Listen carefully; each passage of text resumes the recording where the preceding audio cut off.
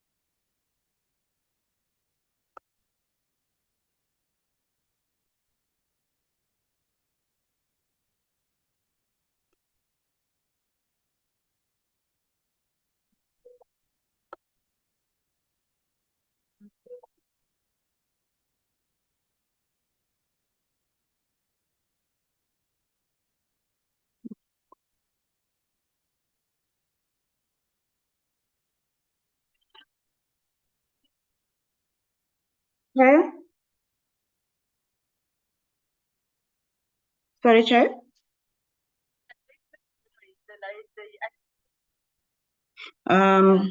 She's not here, Chair.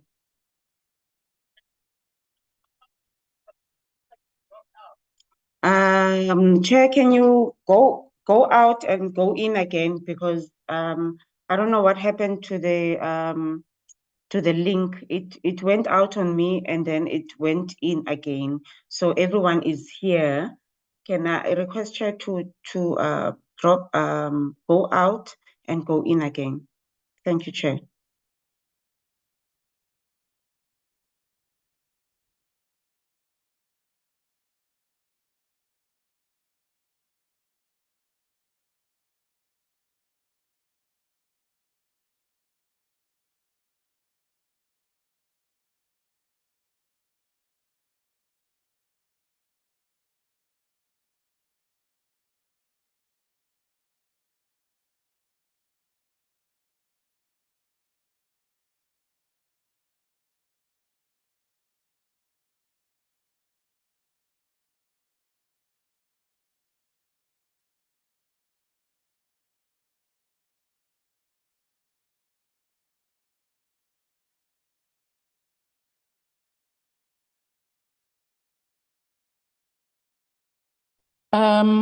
A very good morning, honourable members, our guests, our stakeholders. My apologies, I don't know what transpired with me and the link. I'm hoping I'm audible.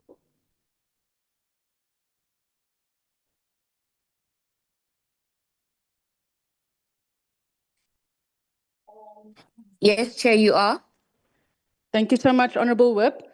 Yolanda, can I ask that you please flight the agenda for this morning?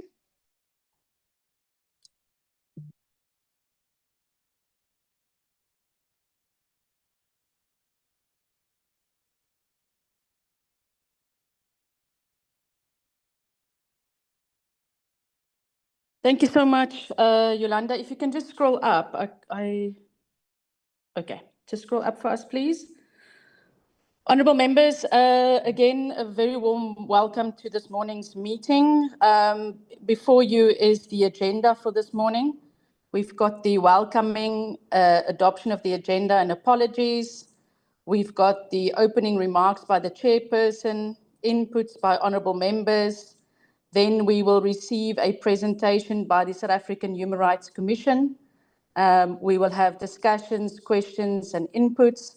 And from there, we will move to internal business, which is the adoption of our minutes, adoption of reports, and also a discussion on the second term program. Can I ask for a mover of the agenda before us?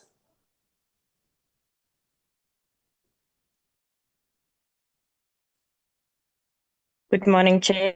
May I move for the adoption of the agenda? Thank you. Thank you so much, Honourable Adams. Honourable Chalke Aduenes. Good morning, Chair and honourable members. I second the adoption of the agenda. Thank you so much, Honourable Whip. Can I just check, Yolanda, whether we've got any apologies this morning? Morning, Chair. Morning, honorable members. Chair, I got an apology from Honorable Liklape, who's not going to make the meeting. And also, Honorable Spies is landing in Cape Town at 9:30. And she said that she will join as soon as she can. Thank you, Chair. Oh, also, Chair, I've got an email this morning at 9:27 from the department. They note that the DG, Advocate Maluleke, will not be available, due to prior meetings, but the DDG, Ms. Shoki Chabalala, will join the meeting. Thank you, Chair. Thank you so much, Yolanda. Honourable members, those are the apologies. I hope we accept the apologies. Okay. Honourable members, I thought, before we get to the presentation this morning by the South African Human Rights Commission, I would like to start this morning just by saying that the Portfolio Committee on Women, Youth and Persons with Disabilities joins our nation's outrage following the rape of a 7-year-old girl in Matatiele in the Eastern Cape, and we echo the voices calling for swift justice for Twetwe. We have just returned from an oversight visit to KZN, and I want to thank all members who participated in the oversight visit. And during the oversight visit, we visited the Umlazi police station, which records the highest child rape cases in our country. And while we call for justice for Twetwe, we also call for justice for the children of Umlazi, for the children of the Cape Flats and every community where our children are abused and hurt. And it's clear, honourable members, that as a collective and as leaders, as communities, we need to do more to ensure the safety of our children. I know that the Department of Social Development is the lead department in terms of the implementation of the National Strategic Plan on Gender-Based Violence. They are also the custodians of the rights of our children. But despite this, it is clear that our committee must also play our part in the fight against gender-based violence. At the finalization of our oversight visit to KZN, we had already informally discussed the need for our next oversight visit to be to the Eastern Cape. And I think as soon as we get the new dates from Honourable Frolick in terms of our next oversight visit period, we will prioritize a visit to the Eastern Cape.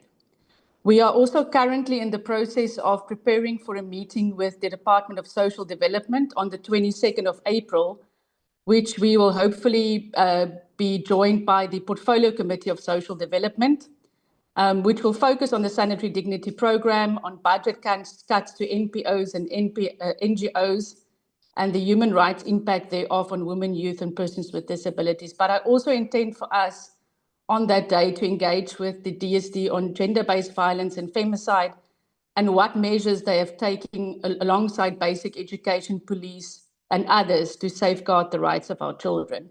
And this will be a full-day meeting. We have also resolved to expand our oversight responsibilities, and I want to propose the possibility of us hosting a committee hearing on the implementation of the National Strategic Plan on Gender-Based Violence and Femicide with stakeholders.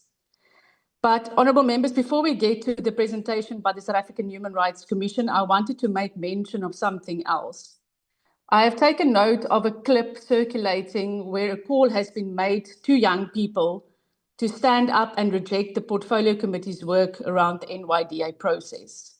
I do not want to dwell much on this clip, as I know that we have already completed this work at a National Assembly level. I do, however, believe that it's important to clear up the misinformation and disinformation that is being spread. Firstly, I want to make it clear that this committee did consider continuity in the process. 2 of the candidates of the current board made themselves available for consideration. We shortlisted only 1, and you will recall, honourable members, that Mr. Ndlela made it to our top 10, but we could not consider him because of his age. He had just turned 35 in the process. I also want to make it clear that we did not look for young people who are famous or known, as it was not a prerequisite. We ran a merit-based process.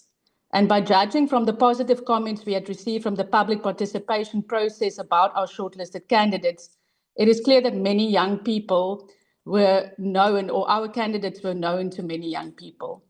I also want to make it clear that the Act does not stipulate which skills are needed to chair which subcommittees, but I want to remind us of the skills we did recommend to the President. Ms. Tembisile Precious Mahua is a lawyer. Busisiwe Nandipa Ngumalo holds a bachelor's in social sciences. Dr. Wiseman Mfaniseni Mbata holds a PhD in development studies. Dr. Sunshine Miende has a diploma in management and PhD in social sciences. Mr. Bonga Sipisisle Makanya is an economist and has board experience. Mr. Ifran Mangera has an education qualification and is a human rights activist. Mr. Nicholas Niati is a councillor and he runs his own NGO. Ms. Kelly Sandra Beloy has a BA in International Studies and is actively involved in youth development. And Mr. Sibusiso Makatini has a BCom Honours in Business Management.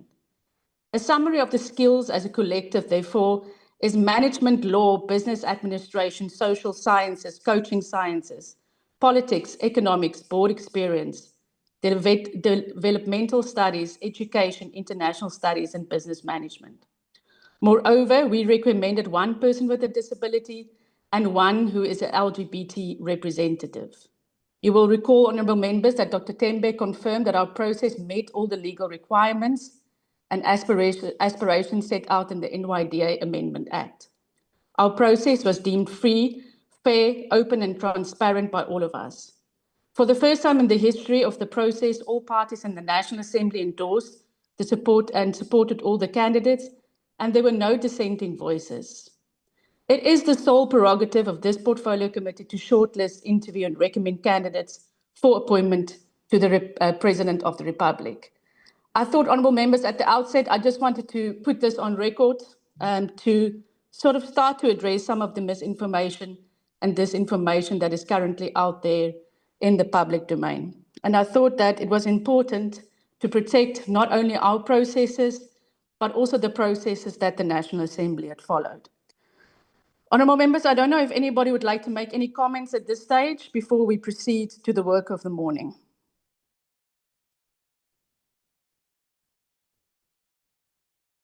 I see no hands.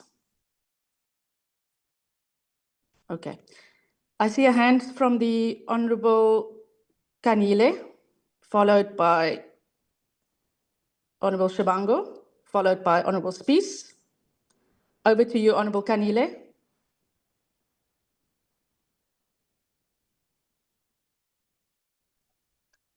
Thank you very much, Chair. Good morning to you and good morning to the colleagues and everyone that is in the meeting. Chairperson, I am noting the opening, firstly. And secondly, I also want to indicate to you that I've also seen the clip that was circulating. I think you have covered me largely, to be honest with you. However, as a member of this portfolio committee, I feel that it is very important that I also add my voice in reiterating the issue that we have followed all the processes, and the video that was circulating, it looked like an attack to all of us, and it sounded like more young people were being mobilized to register their grievances against the names that we have recommended. And Chairperson, it is very important to indicate that we followed all the due processes. And in this whole process, Dr. Tembe was also a part of the process that was guiding us in each and every step where we reached, or we thought we reached bottlenecks. He was able to guide us. So we are confident that the decision that we have taken is the correct decision. And also all the individuals that have been shortlisted, it is based on merit. And that is exactly what we have always been looking for. And Chairperson, it is also very important that we protect the young persons that have been recommended, because they have demonstrated that they have the ability to take this this agency forward. I think that is all that I want to mention. And Chairperson, another issue that I'd like to add my voice to, it is the issue of Kwekwe that was allegedly raped last year. and the mother is indicating that nothing has been done. We also want to add our voice in saying we call for swift justice in this matter. We call for SAPS and the Department of Education to do what they're supposed to do to ensure that Kwekwe sees the justice. Thank you very much, Chair. Thank you so much, Honorable Kanile. Next up is Honorable Shabango. And we missed you on oversight, Honorable Member. Thank you, Chair, and good morning to yourselves and honorable members and the support staff that is in the platform. Just to maybe, I didn't miss you that much, but it's a joke. Honorable Chair, just want to start by appreciating the work that this portfolio committee has done.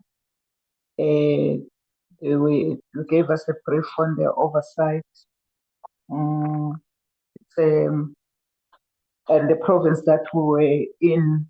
I saw a lot of portfolio committees there. I think it's because of the challenges that are there, especially the GBV, the crime and everything, the area of Nanda and Mzinyati. Because there's a health, we also visited the forensic department, mortuaries, and the bodies that are there unclaimed is mainly from the violence, and the KZN is #1 in the country. I mean, the Nanda and Mzinyati, and also the GBVs, because when we got the postmortem that they were busy with, it was a lady that was lost her life to GBV. So we really commend the work that the portfolio has done. And also, as you indicated, that the next visit, the oversight will be in Eastern Cape. In my narrow thinking, I thought Eastern Cape was the highest because of the GBV that is there. And yeah, I'm not going to say much on the issue of Kwekwe. I've signed the petition. We agree that we must add our voice on that, because it can't be that the family goes through such an injustice on something that is visible. Then you hear the AfriForum is supporting one of the suspects, because they are suspects, because those are the people that are supposed to give the DNA. But the statement that you are alluding on, the clip that is going around that you are alluding on from Honorable Chair, I've seen it. It was sent to me by one of the youth from my province. The list that one can say is that it was an unfortunate statement, because we saw it on the social media without the minister communicating with us on that statement. But that is all that I want to say, Chair, and thank you so much for the opportunity. Thank you so much, Honorable Shabango. And I also want to add my voice to say that we all have to go and sign the petition, apart from the work that we will be doing with the social development portfolio and also the department in April in the fight against gender-based violence and protecting our children. We also need to go and add our voice by signing that petition. Can I hand over to the Honorable Spies, please? Good morning, Chair. Good morning, colleagues, and good morning to our guests. I'm just in the parking lot. I'm on the way to my car. Chair, I don't have to repeat what my colleagues have said. I've been covered extensively by yourselves and Honorable Kanile, but I want to just say that we need to discuss this matter in much more depth or detail. But obviously, as a committee, it's unfortunate that the minister chose a public platform to raise the issues she raised, and that we didn't have an opportunity to respond to them. And I think it is highly embarrassing, and I think it's disappointing And we need to speak to the minister because I do believe we're a team. And if there were any issues, surely we have always made very clear that your door is open, and so as we as a committee. We cannot be compromised like this as a committee. So for now, I would like to stop there, but I would do not think we should leave this conversation at least. We need to engage with the minister. Thank you. Thank you, Honourable Speaker. In fact, I want to also echo your sentiments. I think as a portfolio committee, we've always said that our door is open, that we wish to support our minister and our department. And I think we've always treated her with the utmost of respect as a leader. And yes, I think an engagement with the minister on this would be very important. But I thought it would just be important for me to table the matter so that we can discuss it as a collective. Our whip, Honourable Chalke Adonis. Thank you very much, Chair, and good morning to yourself, honourable members, our support staff, and perhaps our guests if they have already joined us. Chairperson, I think I've been greatly covered by yourself and other colleagues as well, and just also standing in solidarity and in support of the family and the young victim, Kwekwe, who is not an isolated incident, but is a representation of many young victims across the country. And we must ensure that, cases of this nature must be prioritized and there must be justice that must be served. And we are calling also upon other victims, families, parents who know that their children have been victimized to come forward, cases that have lapsed, dockets that have gone missing.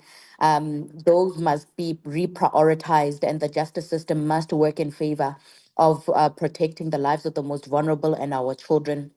Chairperson, I also appreciate the overview on the oversight. It was quite insightful. We have learned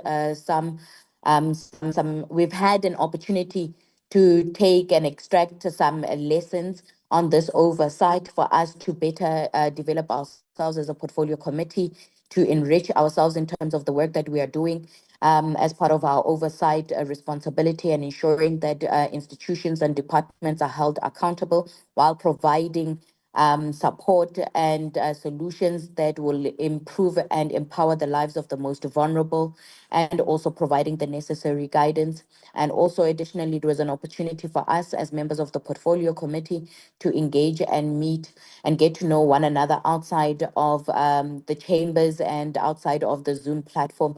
So it is appreciated for those who were able to make it, also taking into consideration that others had to attend to other portfolio committees, and we hope that their experiences from those portfolio committees will find expression to empower us as this portfolio committee.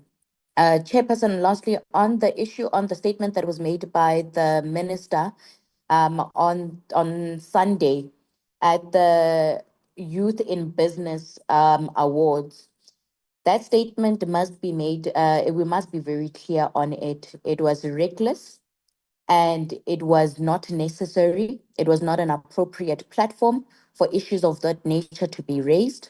We must understand and be very clear as a portfolio committee and call the department to come and account for us to understand if this is the position of the department or the position of the minister as an individual, because we must not mislead young people and the public.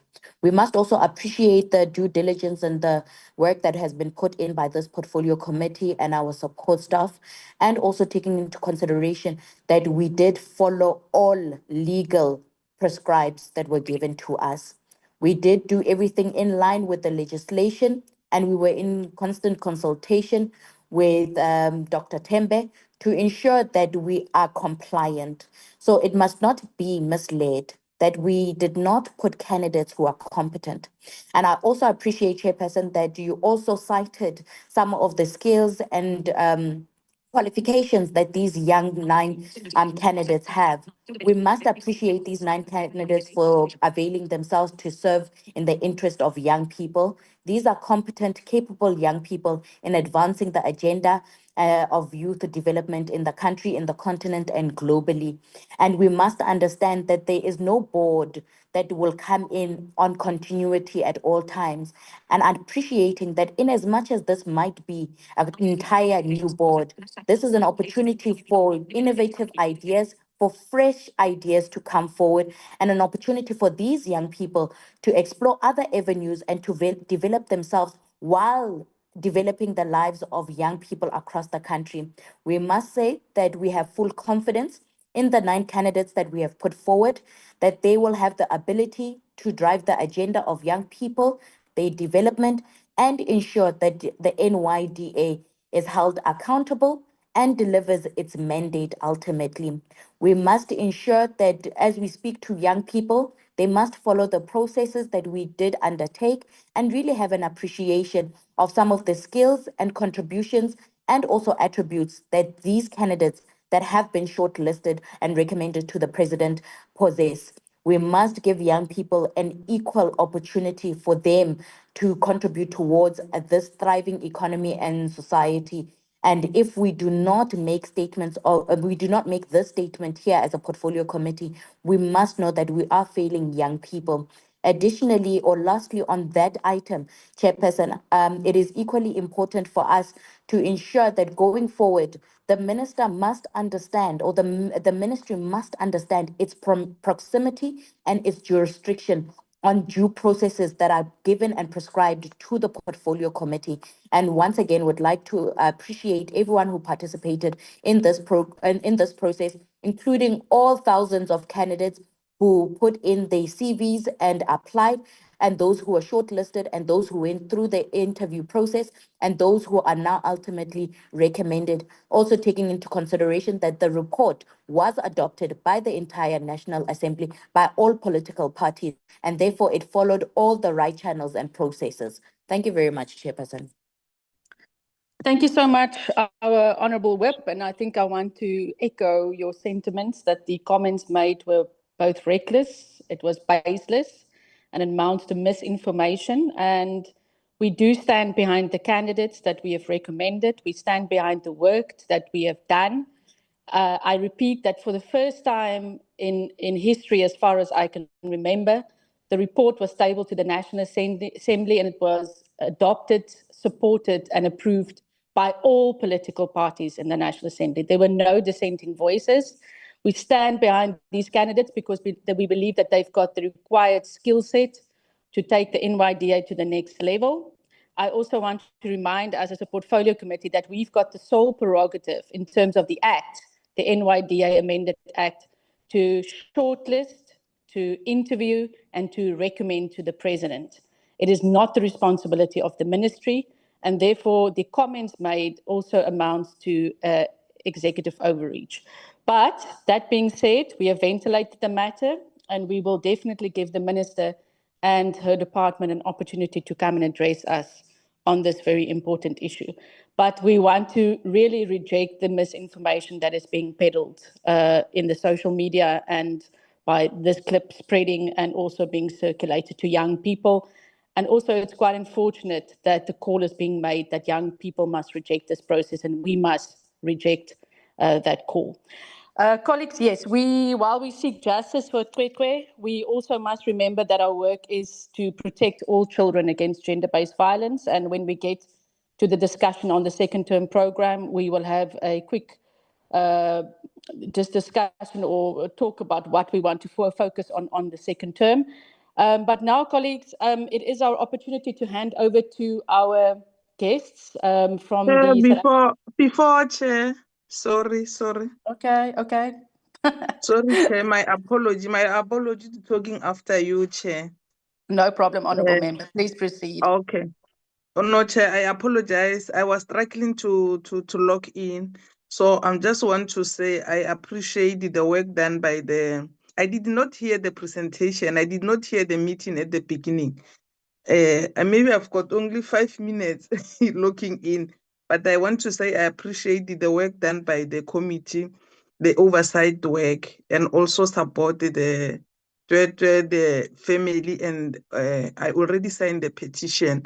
So I just want to appreciate the work, and I'm already in Chair.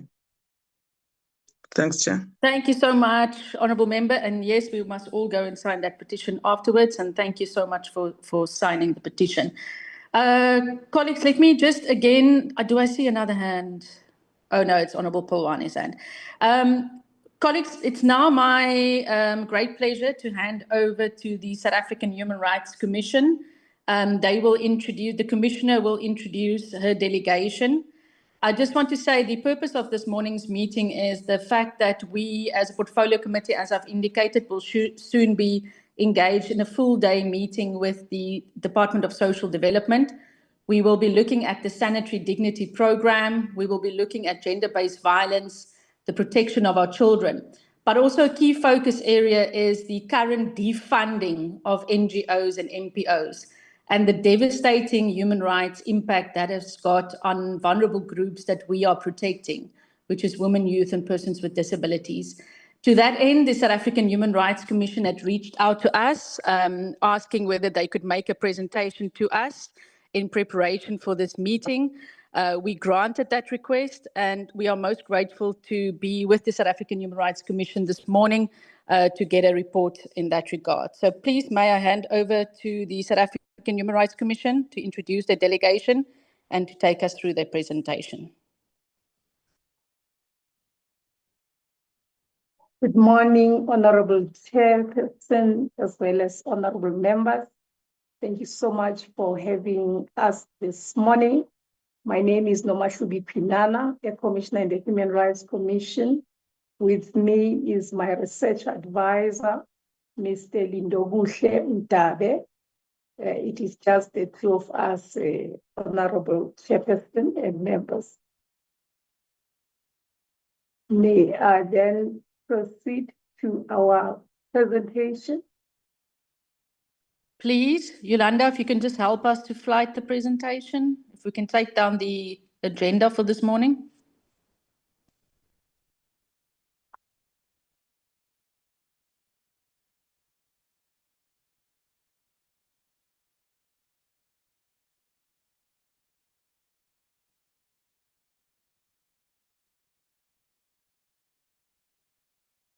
May I proceed, Chair? Yes, please, Commissioner. Thank you. I'm using the summary, Chair. I hope that is what is flighted because I no longer have it on my screen. So from our summary, Chair, there are different provinces that we're able to monitor. As Chair will, and the honorable members will recall that in terms of Section 184, we are expected to monitor human rights and the culture thereof in different institutions. And we are then expected to then come up with a report wherein we are educating, but at the same time to find redress for any violation that could be taking place. So as I start from our findings, we've got Gauteng, and here in Gauteng, we had realized that there were funding irregularities, and this would be issues with late applications being funded, missing meeting minutes, and agitation panel lacking quorum, lack of financial oversight. NPOs withdrew large sums of cash daily without oversight. Some were funded without providing services. Inadequate monitoring by social workers that were assigned to monitor funding failed in their duties. Financial monitoring remains weak. Discriminatory practices. Some NPOs were allegedly excluded due to names linked to apartheid era figures, change in management failures, the shift in funding criteria was not communicated to NPOs, causing disruptions. In Free State, Honorable Chairperson and members, the funding delays and cuts were being experienced, particularly in centers like Bethlehem Child and Family Welfare Center, Charlotte Theron Child's Home, Purpose Center, and Batu Children's Home received insufficient and delayed funding. Infrastructure issues. Many facilities lack proper maintenance and are not disability friendly.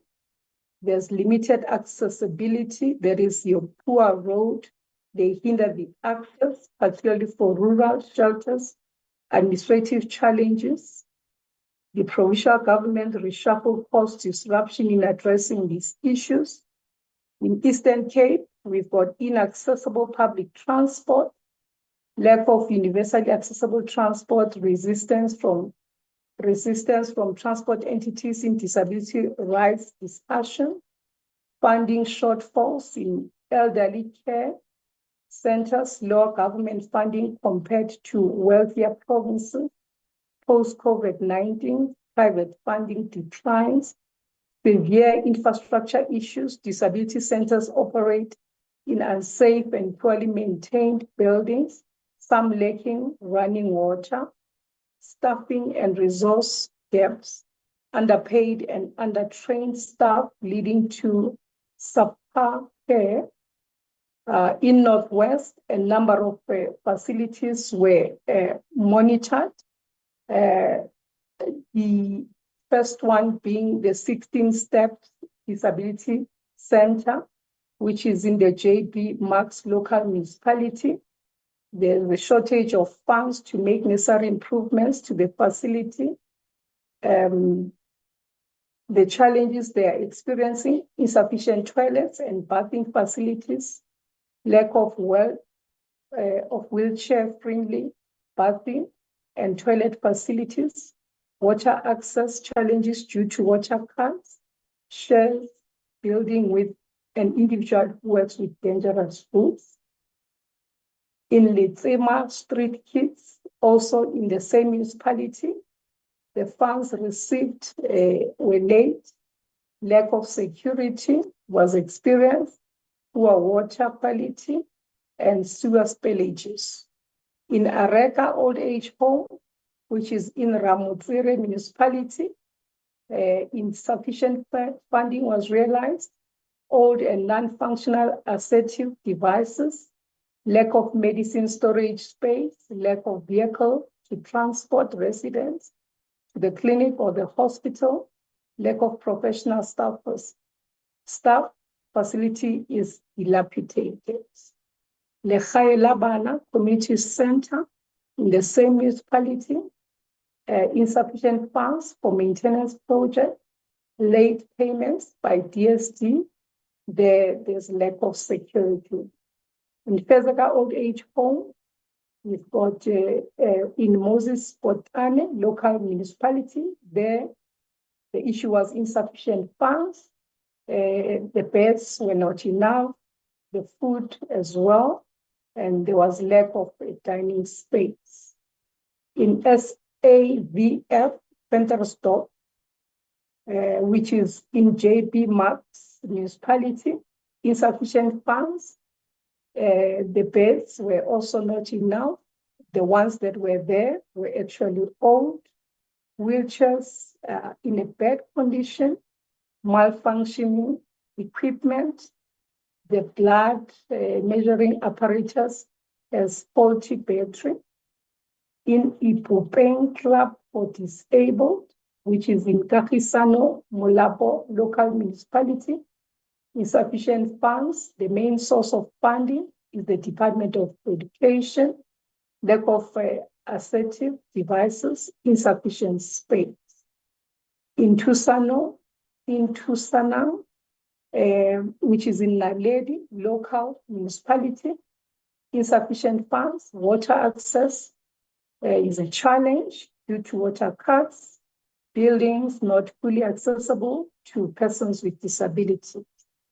In Sparahano, for orphans and vulnerable children, that is in Madibeng local municipality, insufficient funds, discontinued overnight accommodation due to insufficiency of funds, and it is now operating as a daycare center. In Folang Disability Care Center, which is in Matlosana municipality, There's insufficient funds, lack of accessible devices, lack of proper sanitation that accommodates the needs of persons with disabilities. Toilets don't have doors, no recreational facilities, insufficient food to cater for the different dietary needs of the users. Lapa la Botle in Mahikeng local municipality, late payments by DSD, they've had to reduce their intake due to these challenges of funding. They had a challenge of blocked toilets, lack of transportation, solid waste collection by municipality, water access challenges, and their borehole was faulty.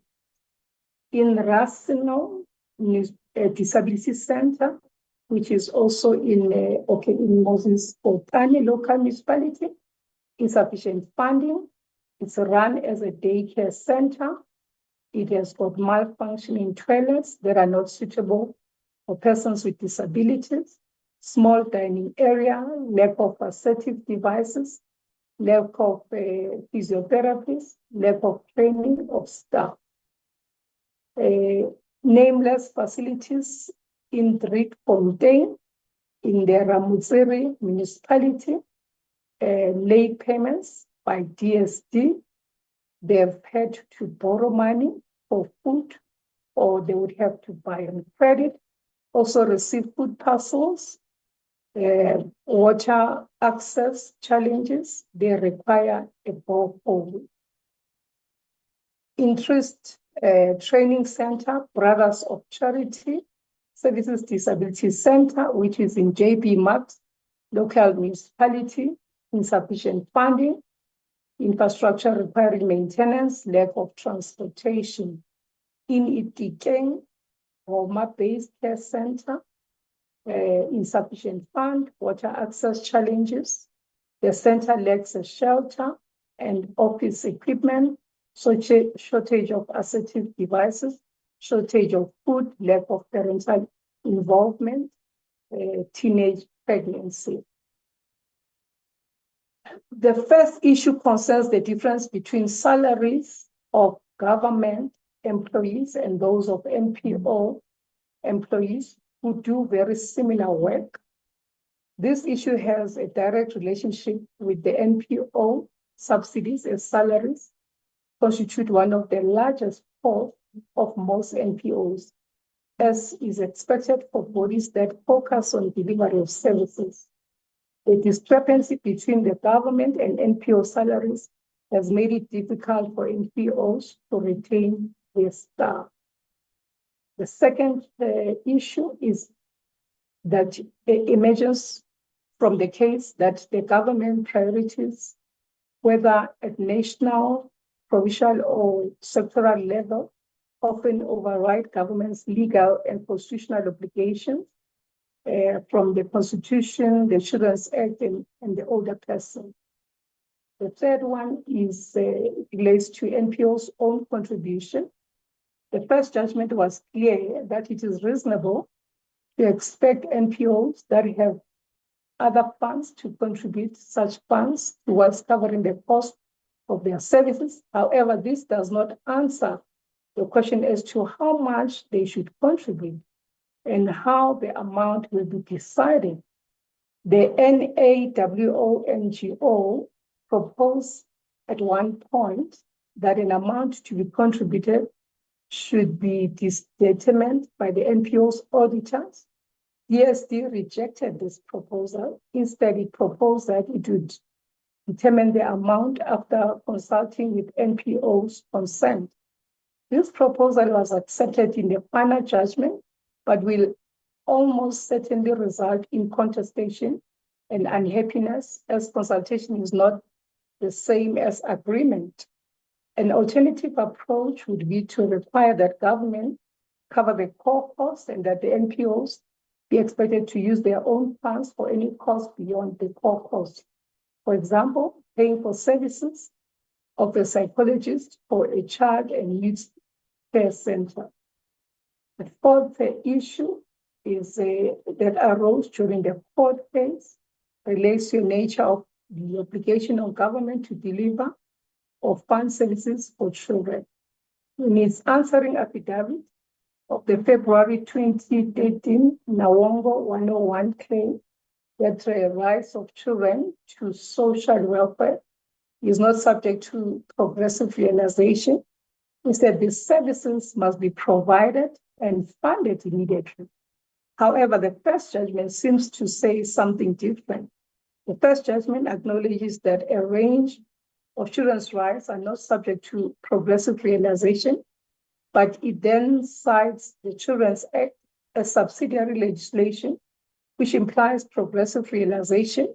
It notes the legal principle that because this aspect of the Act was not contested, it should prevail.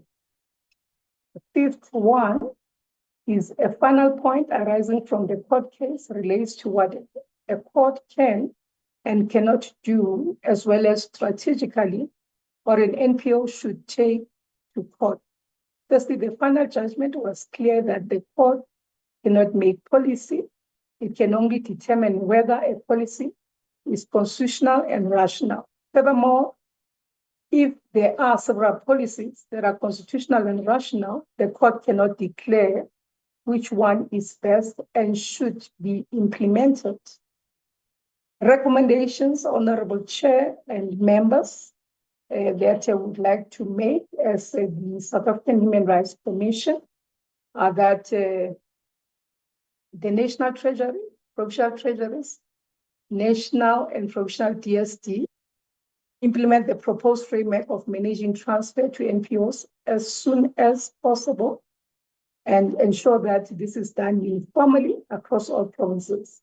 This would assist, among other things, in addressing the ongoing delays, the inefficiencies, and the associated frustration, and in so doing contribute to improving relationships between DST and the NPOs. Two, that the officials whose actions obstruct the smooth operation of the NPO transfer system through inefficiency, unnecessary delays, or other reasons be called to account and receive the support, training, and all disciplinary measures that are necessary to avoid such actions.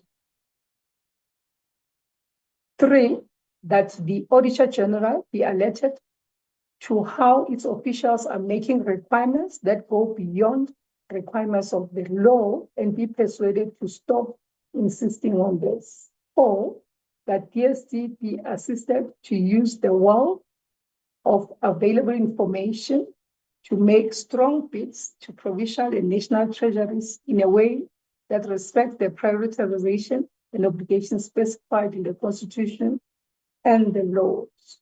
Five, that an alternative dispute resolution process be established as a mechanism through which NPOs can pursue administrative justice and efficiency in relation to NPO funding instead of having to embark on court challenges that have enormous cost in terms of money, time, and the relationship for all parties involved. Person, let me thank you for this opportunity. And I do recall that we have been requested to also just speak on the issue of Twekwe.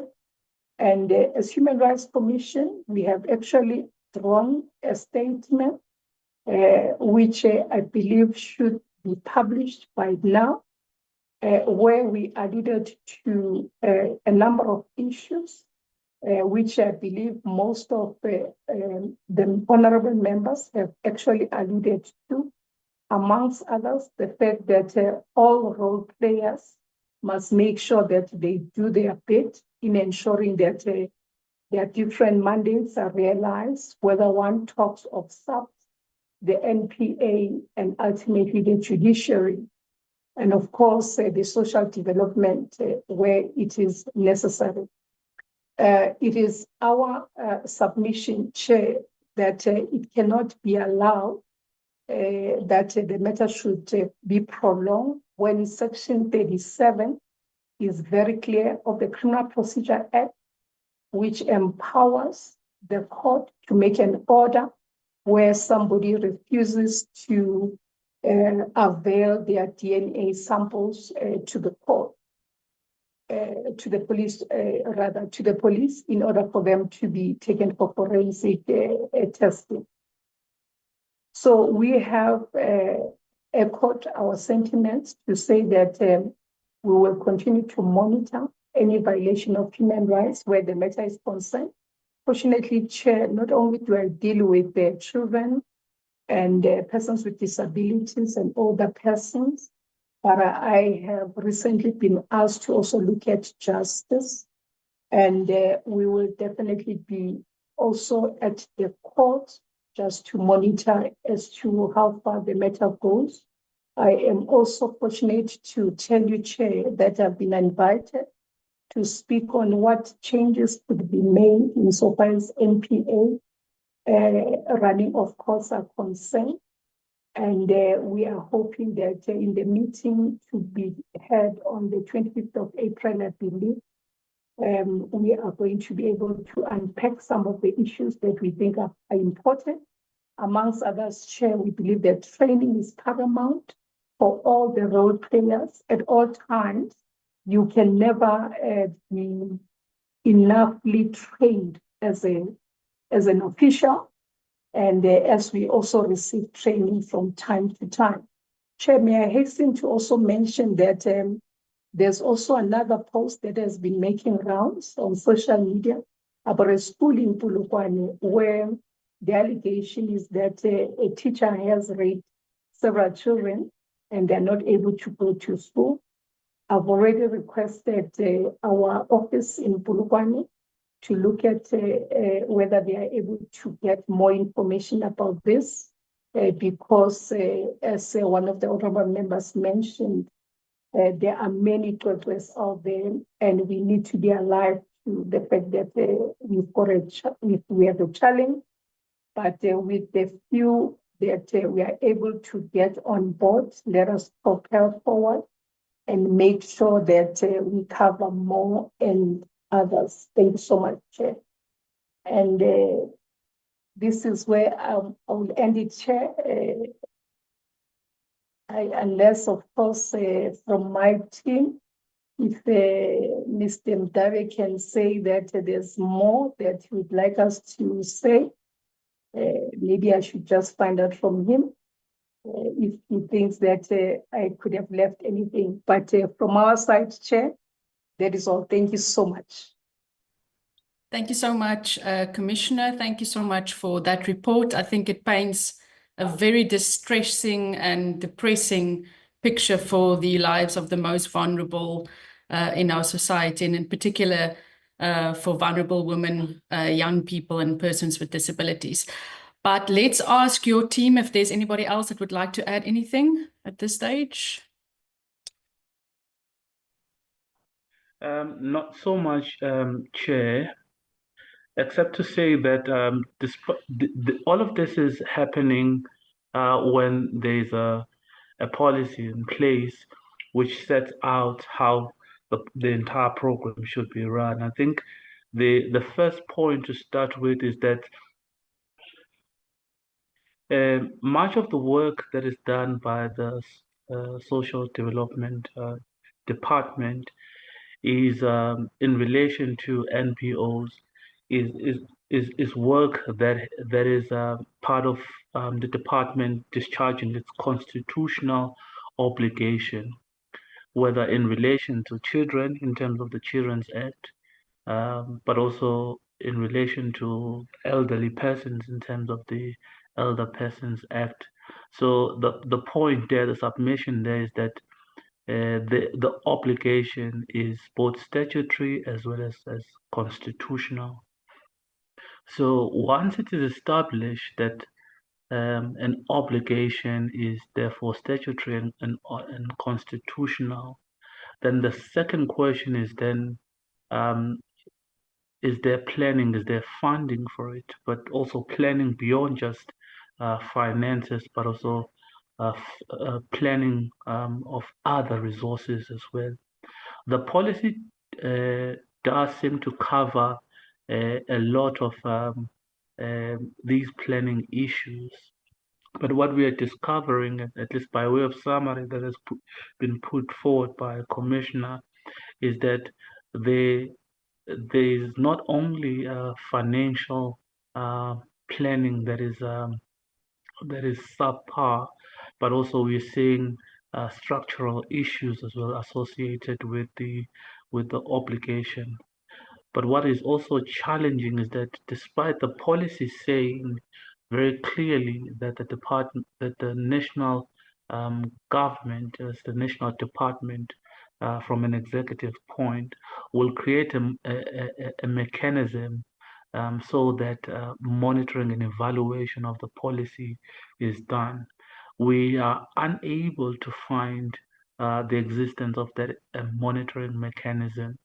So, which is why the South African Human Rights Commission, under the leadership of Commissioner, is constantly doing this monitoring, and this issue has been coming up for quite some time before the portfolio committee. The issues are really recurring issues.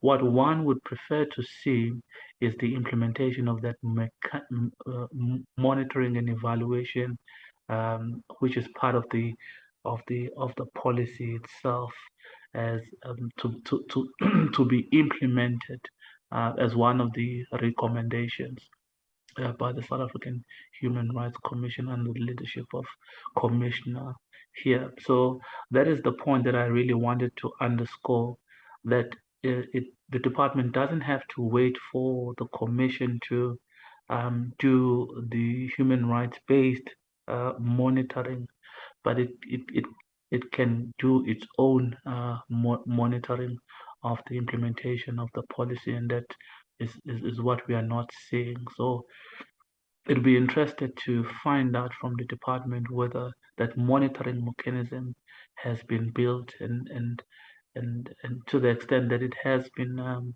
established, what sort of input would they require, for instance, from the South African Human Rights Commission, which does a lot of monitoring of institutions?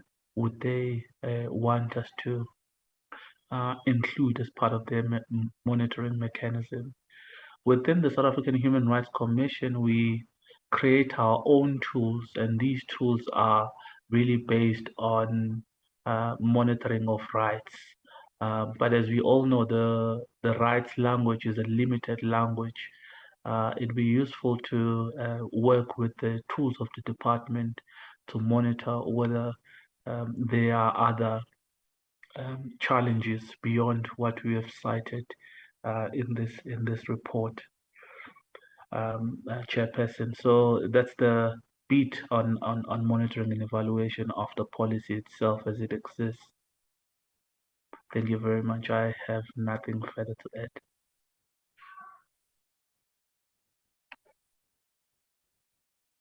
Thank you so much, Mr. Mdabe. Can I ask if there are any further comments, or whether we can hand over to the honourable members to engage with the report? Nothing further, Chair. Thank you so much. Thank you so much, Commissioner. Honourable members, I would now like to take all your hands. So please raise them so that we can start engaging with the Human Rights Commission.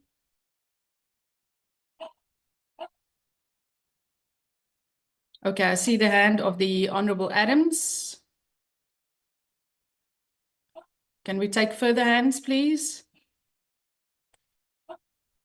Honourable Pulwane, followed by Honourable Kanyile. Okay, let's take it in that order for now, and then I'll come back for another round of hands. Honourable Adams? Thank you, Chairperson. Am I clear? Yes, you are. Thank you very much, and good morning to yourself. Good morning to DDG and the team on the platform and my other colleagues. Chairperson, I just wanted to have 2 or 3 questions. So let me also welcome the presentation. My first question is, what initiatives that the that the Human Rights Commission have to carry out its functions of promoting respect for human rights, given the increasing number of violation of women and children with particular issues. And then my second question will be, how does the Commission reach communities to educate them about their rights?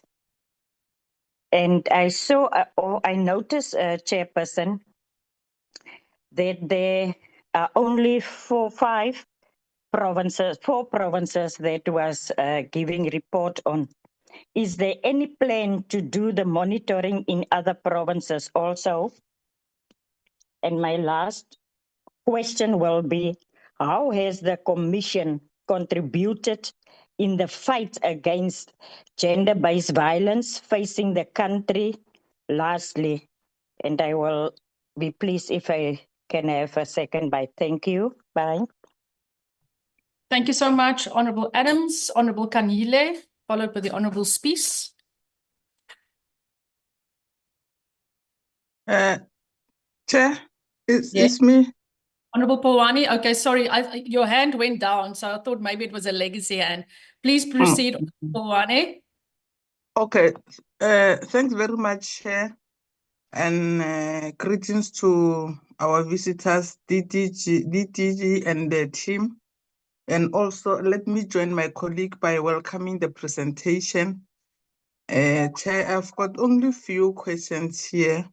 On the presentation, it says under Gauteng, there are funding irregularity. Some of the funding they are due without the services. So I just want to check for how far is the framework, what legal framework is currently in place for funding disruption to the NPOs.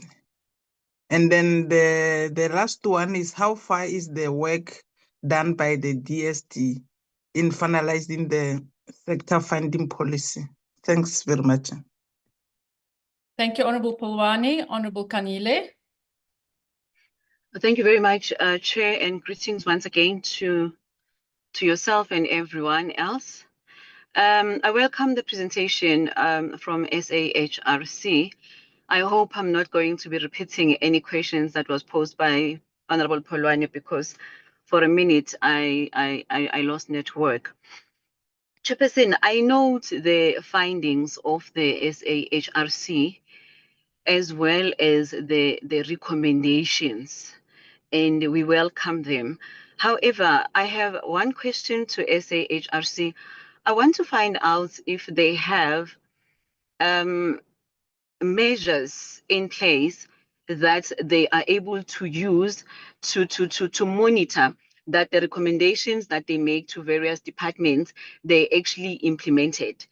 And if they do, what then do they normally do as a follow-up to ensure that the departments, they comply with the recommendations that they would have sent through to the departments? I think it's going to be the similar question that goes to the department. It was also raised by one of the presenters of SAHRC, where they indicate that some of the issues, they're on the implementation of the policy.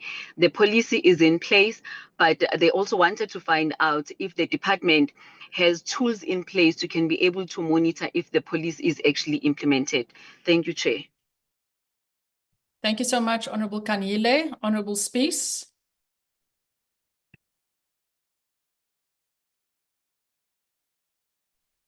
Sorry, Chair, I just had to log in again. My apologies.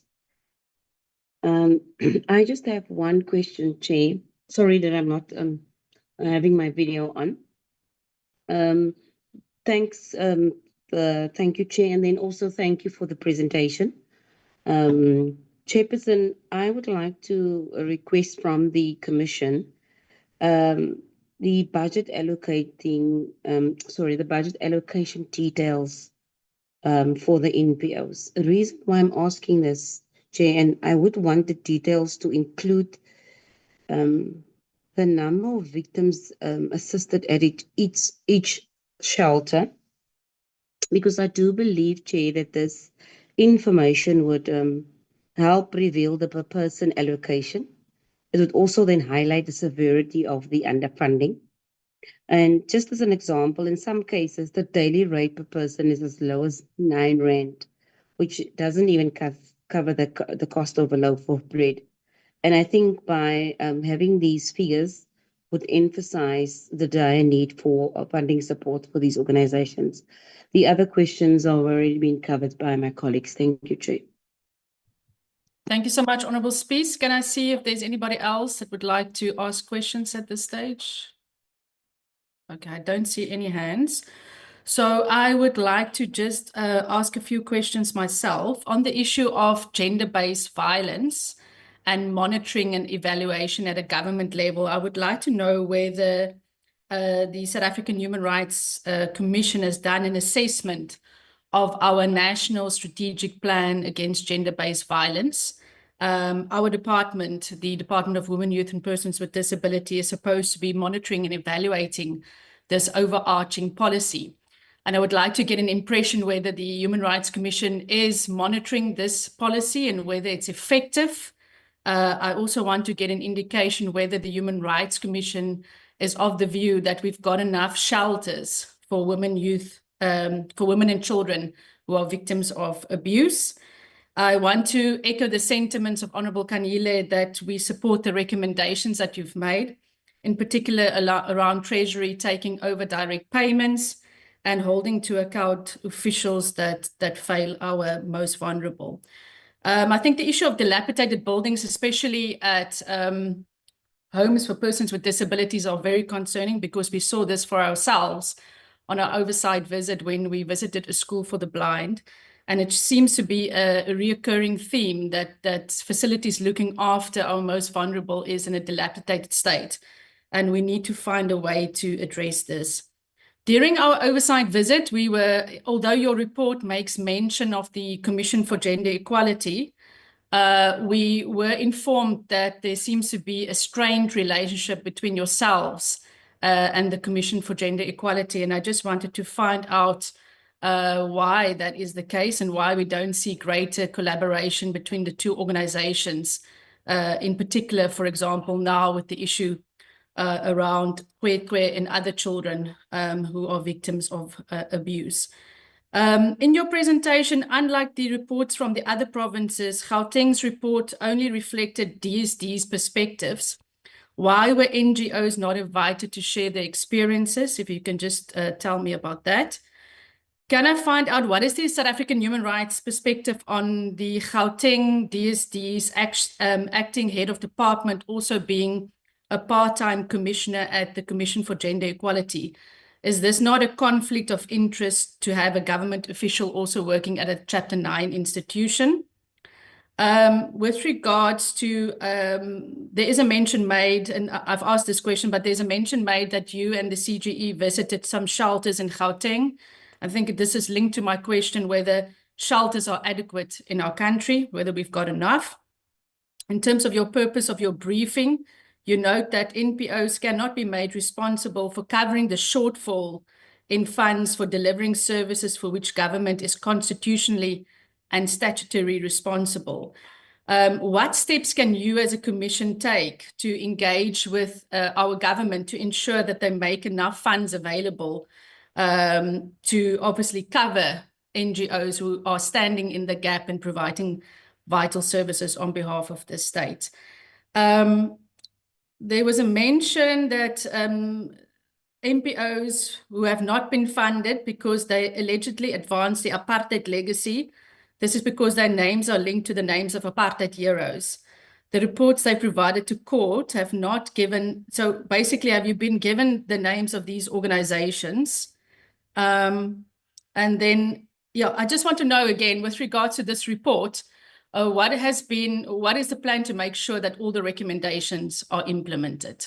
And I will leave it at that for now. Thank you, Commissioner. Over to you, and then we will take another round of questions if it's needed.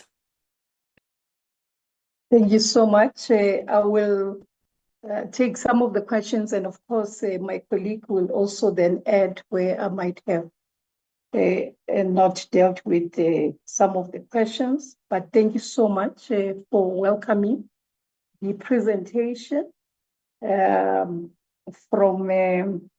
Honorable Member Adams. The question was around the initiatives that we do to promote women's rights as well as children's rights. I must just mention that from the outset that Section 184 is very clear with regard to our mandate. Amongst others, it is definitely to educate about human rights and the culture thereof. And this is what we do in ensuring that we bridge the gap, in ensuring that there's information out there.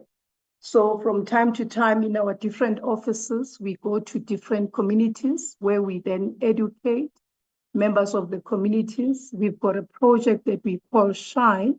And with Shine, we use it to sit around the table where we then share the different cultures so that people can be able to be tolerant towards each other's differences. And that is what actually formed or informed the reason why Shine had to be started in the commission. So, but that is what we do. And of course, we also go as far as creating champions, human rights champions in different provinces that work with us.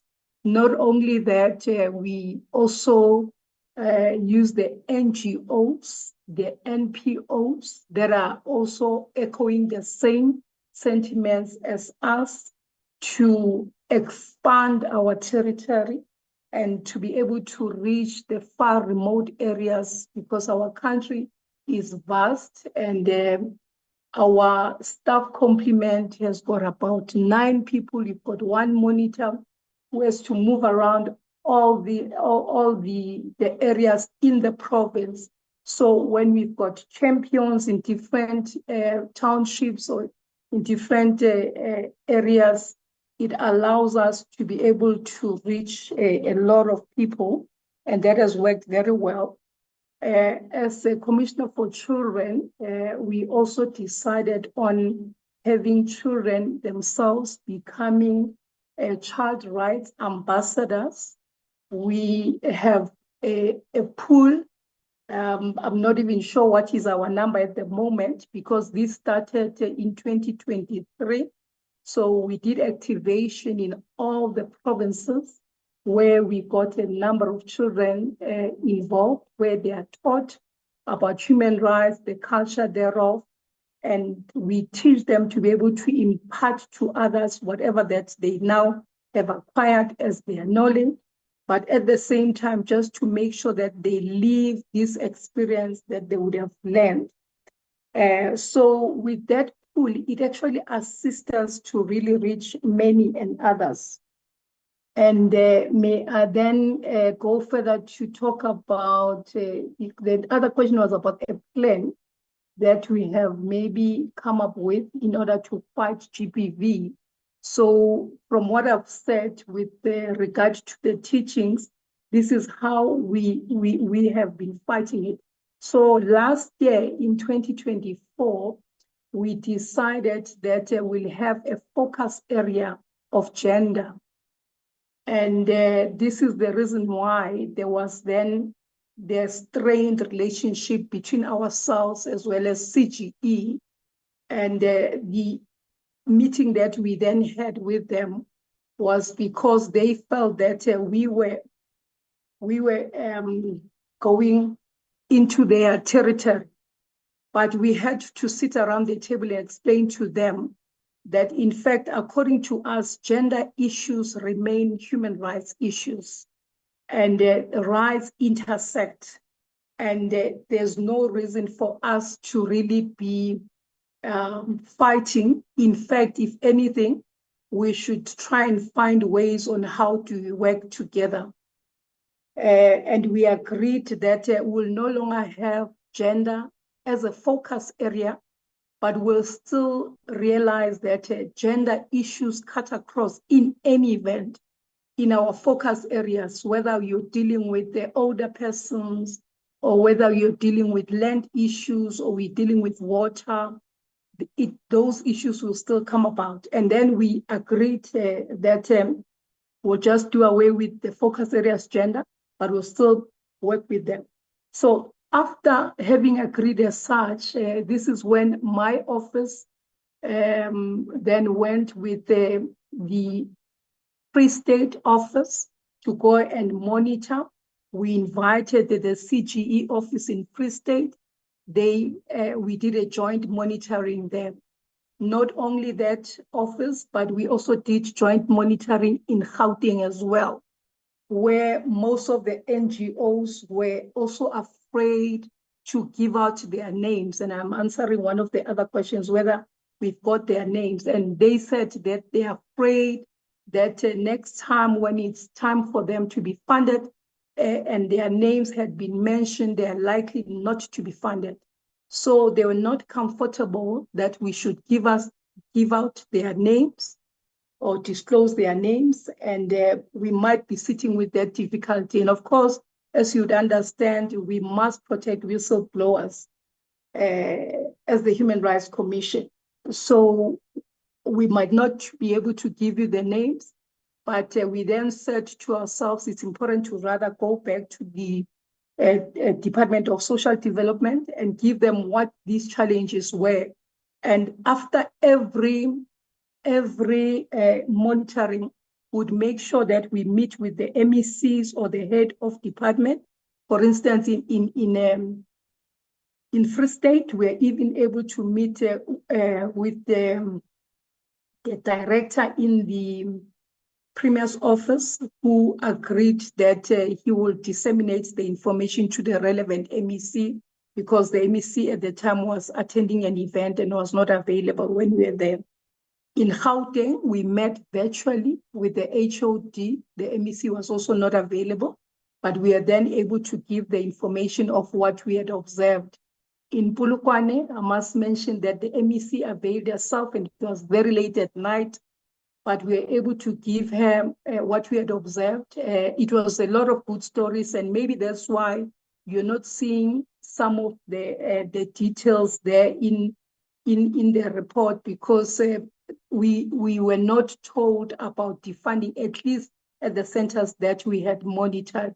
So it was a lot of good stories. There's a hospital in Zanini for the frail, which had challenges of water. We had monitored years back. So when we went back, we found that the water was now running, the facility is clean, and everything was definitely on point. In Mpumalanga, we also did monitor as well. Some of the old age homes that we monitored, we realized that they were both private as well as public. But the challenge that we had with them was that you could see that only a certain race is being accommodated there. And so this morning, we just wanted to give you issues with regard to defunding and non-funding and so forth. And that is why maybe you have not alluded to that.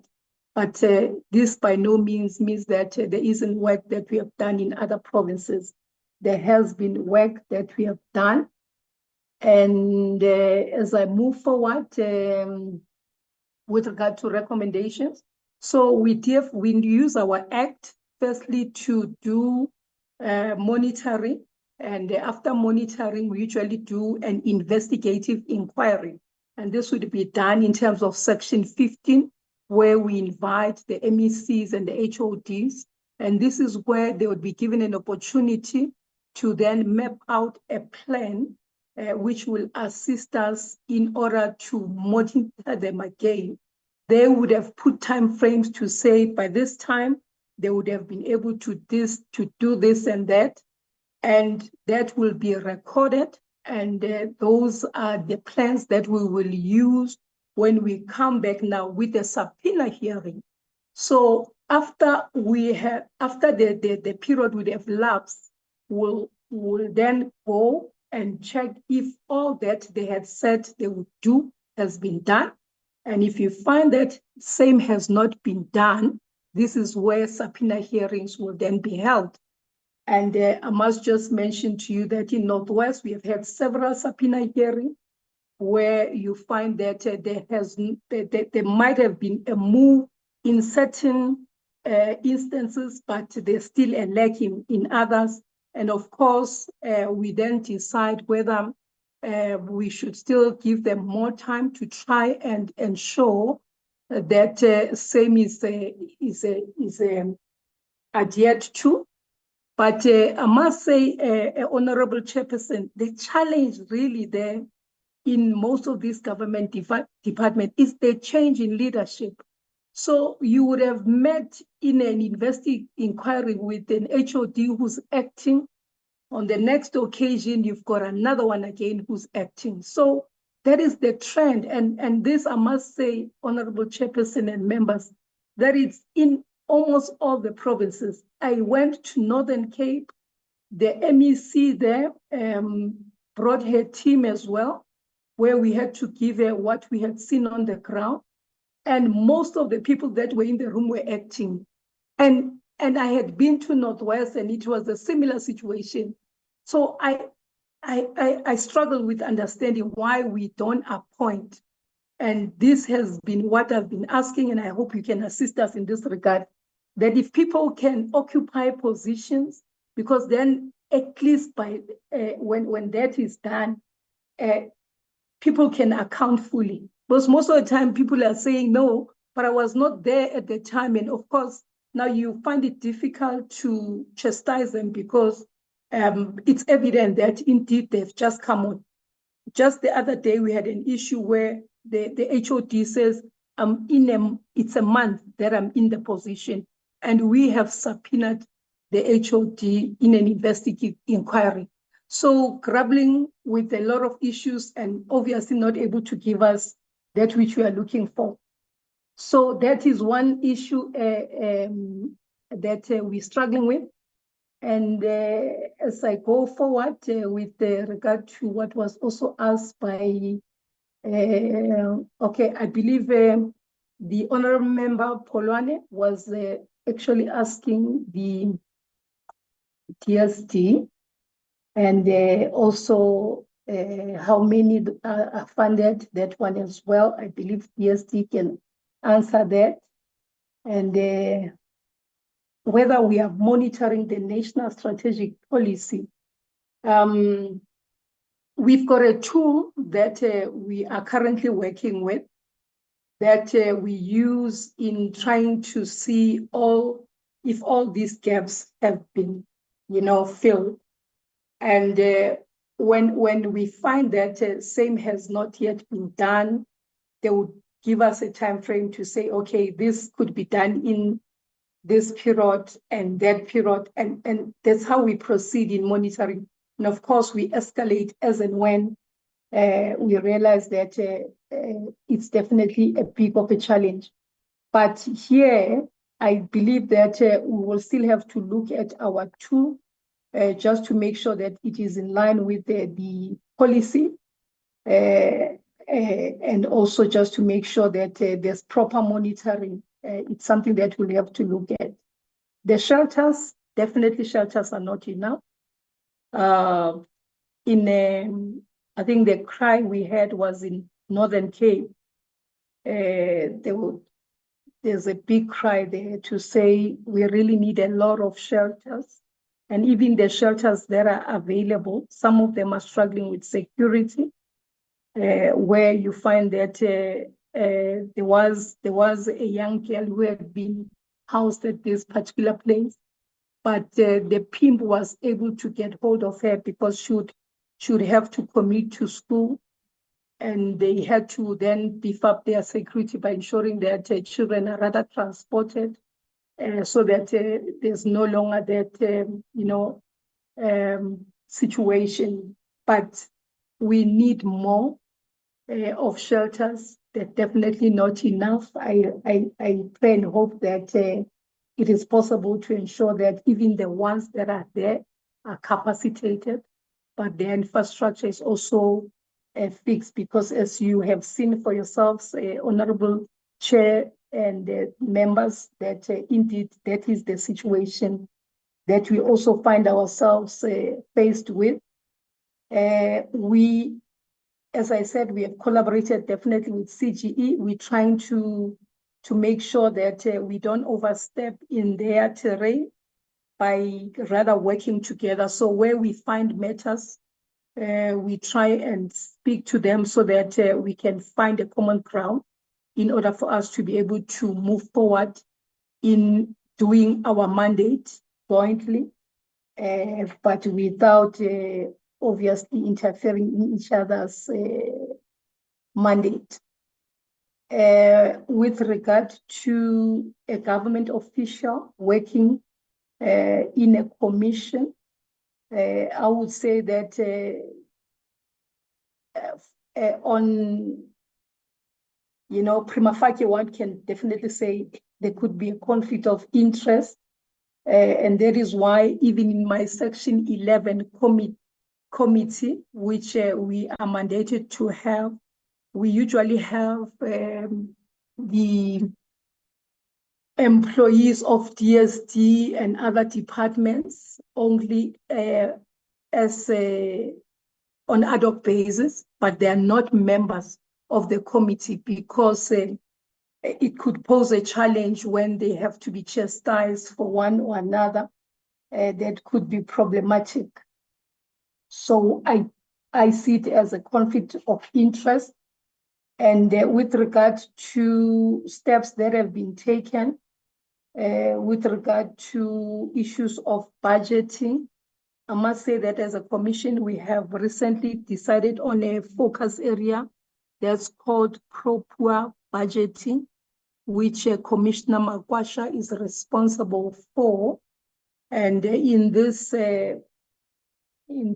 focus area, she then would meet with the different departments to look at how are they making sure that their budgets are in line with the different areas, and they are alive to the fact that the communities are not the same, so that they can speak to the challenges in relation to the numbers that are there, but at the same time in relation to the fact that you might find that in an area there are a lot of people that are underprivileged, and therefore that should really inform the budget. So she has also made a number of presentations to different portfolio committees, which she has said were well received. And we hope that that's the work that will continue, but at the same time, this is where the Treasury maybe can look at that at length to ensure that it speaks to those issues. The last issue was with regard to the list of the institutions that are linked to apartheid leaders that must be disadvantaged. Whether we've got the list, as I've mentioned, as Human Rights Commission, we have to protect the whistleblowers. And unfortunately, we have been requested not to divulge some of the information that we have been given by some of these NGOs, fear being that there might be victimization at a later stage, or non-funding, or a lot of other things. So it is going to be very difficult to mention them. One would have to seek permission first for us to be able to avail the list. But from where we are coming, Honorable Chairperson and members, is that if we can ensure that there's uniformity in how the rules are being applied, but also just to be alive to the fact that what you could possibly find in Gauteng vis-a-vis what would exist in Northwest might not be the same, whether in terms of data or whether in terms of your technology facilities, which we have learned that disadvantages most of these NGOs and NPOs in them trying to do their work. The transport in Eastern Cape, that's the biggest challenge that they've mentioned. Honorable Chairperson, may I also then request Lindo, if there's anything that he feels that he must definitely add from what I've now said before I stand down. Thank you, Honorable Chairperson. Thank you so much, Commissioner. Let's see if there are any further responses. Thank you very much, Chair. Thank you, Commissioner, for the opportunity as well. The Commission, for instance, has a policy brief, and in terms of this policy brief, the Commission outlined its policy on gender mainstreaming. And so the gender mainstreaming was done in relation to a number of socioeconomic rights in relation to how they extend to gender-based violence. And so, for instance, the policy of the Commission now in relation to gender mainstreaming is now linked to a number of socioeconomic rights. And so in the policy, we outlined that water and sanitation, basic education, transport, reproductive care, access to shelter for women, children, and older persons and vulnerable groups are part of the issues that are part of the gender mainstreaming policy of the Commission. Recently, the Commission conducted a monitoring study on RDP housing and the waiting list, and that too was analyzed through the gender mainstreaming lens, citing the intersectionalities that are suffered by women and children under those circumstances. So that is why despite the differences between CGE and the South African Human Rights Commission, we were able to jointly monitor some of the shelters in Gauteng, as well as some of the shelters in the Free State, with the Gender Commission quality, and then the Commission focusing on the rights as per their own mandate. And the relationship is much better insofar as that is concerned. So the Commission also has the advocacy unit within it that conducts rights education, and so much of the work has been going on under that unit insofar as gender education is concerned. I think what is established now is that there's been so many layers in this conversation, and it has been happening in phases. I would say there has been a significant shift in this conversation. At some point, there was disagreement around the constitutional and statutory obligation of the Social Development Department. And they now fully accept that they do have that constitutional obligation. And so then that created a shift in the conversation, which was that it was the department itself that was placed with the right to come up with policy options. And after so much litigious work, it then adopted the sector funding policy. And the court, at least in the fourth judgment, accepted that the policy is to a certain extent compliant with the statutory obligations. It did not say that the the policy option itself is perfect, but it said it complies with the statutory obligation.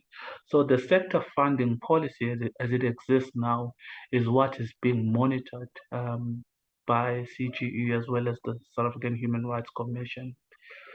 Part of the challenges that have been outlined here and more broadly are that the services that are being quantified for budgeting in terms of the policy. There are difficulties in relation to quantifying other services, for instance. Not all issues in life require money. Sometimes you do require human resources. And so in terms of the policy itself, it seems to have a certain language that limits itself to monetary transfers to institutions. And so you would see that to the extent that the policy does that, then you can't find anything on the policy to address some of the problems that we find in the Northwest, for instance, which relates to infrastructure or issues of lack of capacity or human capacity, for instance. So that level of budgeting beyond financial and monitoring resources is not the language that the policy accommodates. And so the policy may have a challenge insofar as that is concerned. But also there are NGOs, for instance, in the informal settlement and in rural areas that do not have the capacity and the resources to meet the criteria to qualify under the policy. And so the policy then creates a one size fit all that doesn't accommodate people who are in different settings and under vulnerable circumstances. That's one area that we've noted where the policy, for instance, may require some sort of review. But much of our recommendations are against the sector funding policy, and the monitoring that comes out of that begins to suggest that even though the policy is a shift, is a great achievement in terms of the conversation and planning for a constitutional obligation of the department, there is constant work that needs to be done to monitor whether some of the language and some of the devices in the policy are suitable for different circumstances. And so in relation to monitoring, whilst the South African Human Rights Commission has its own monitoring mechanism, the policy itself does suggest that there is a need to create a government-based monitoring mechanism against the policy. Part of the frustration is that doesn't exist, that mechanism does not exist. And so the only monitoring that is taking place is at the instance of the South African Human Rights Commission. And so those are part of the shortfalls in the policy that may require short, long-term, medium reviews.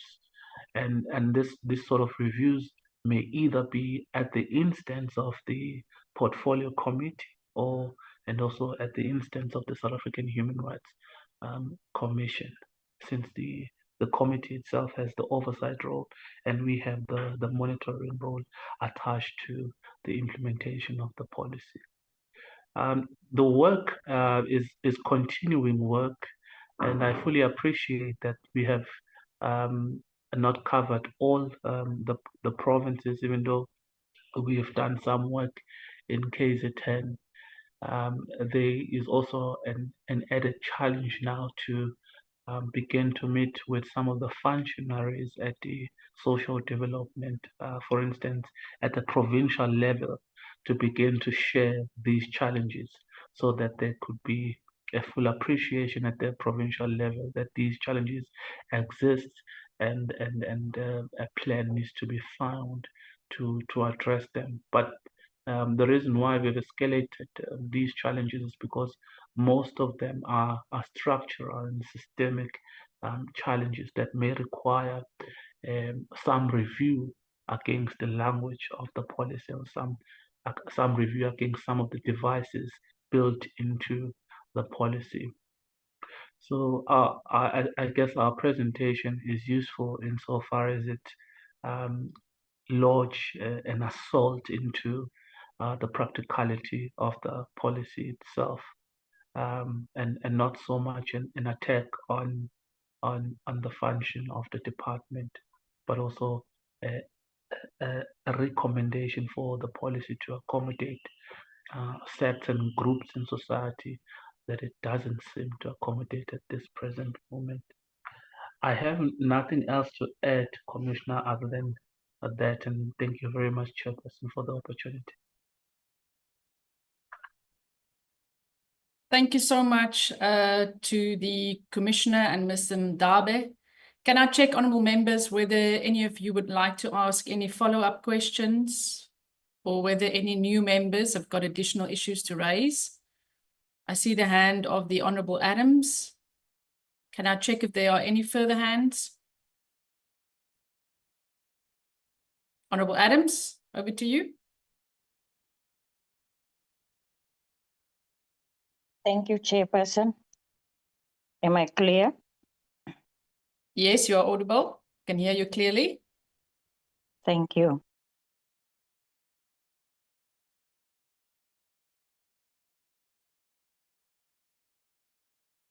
Please proceed.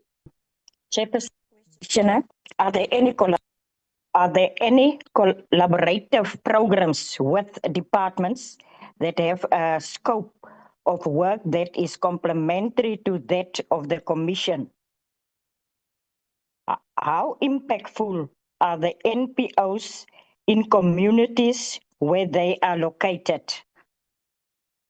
And then, Chairperson, I also notice no clear policy in place from the National Department on funding to NGOs, and no access accountability from both the departments and the NGOs, which lead to the misuse of funds.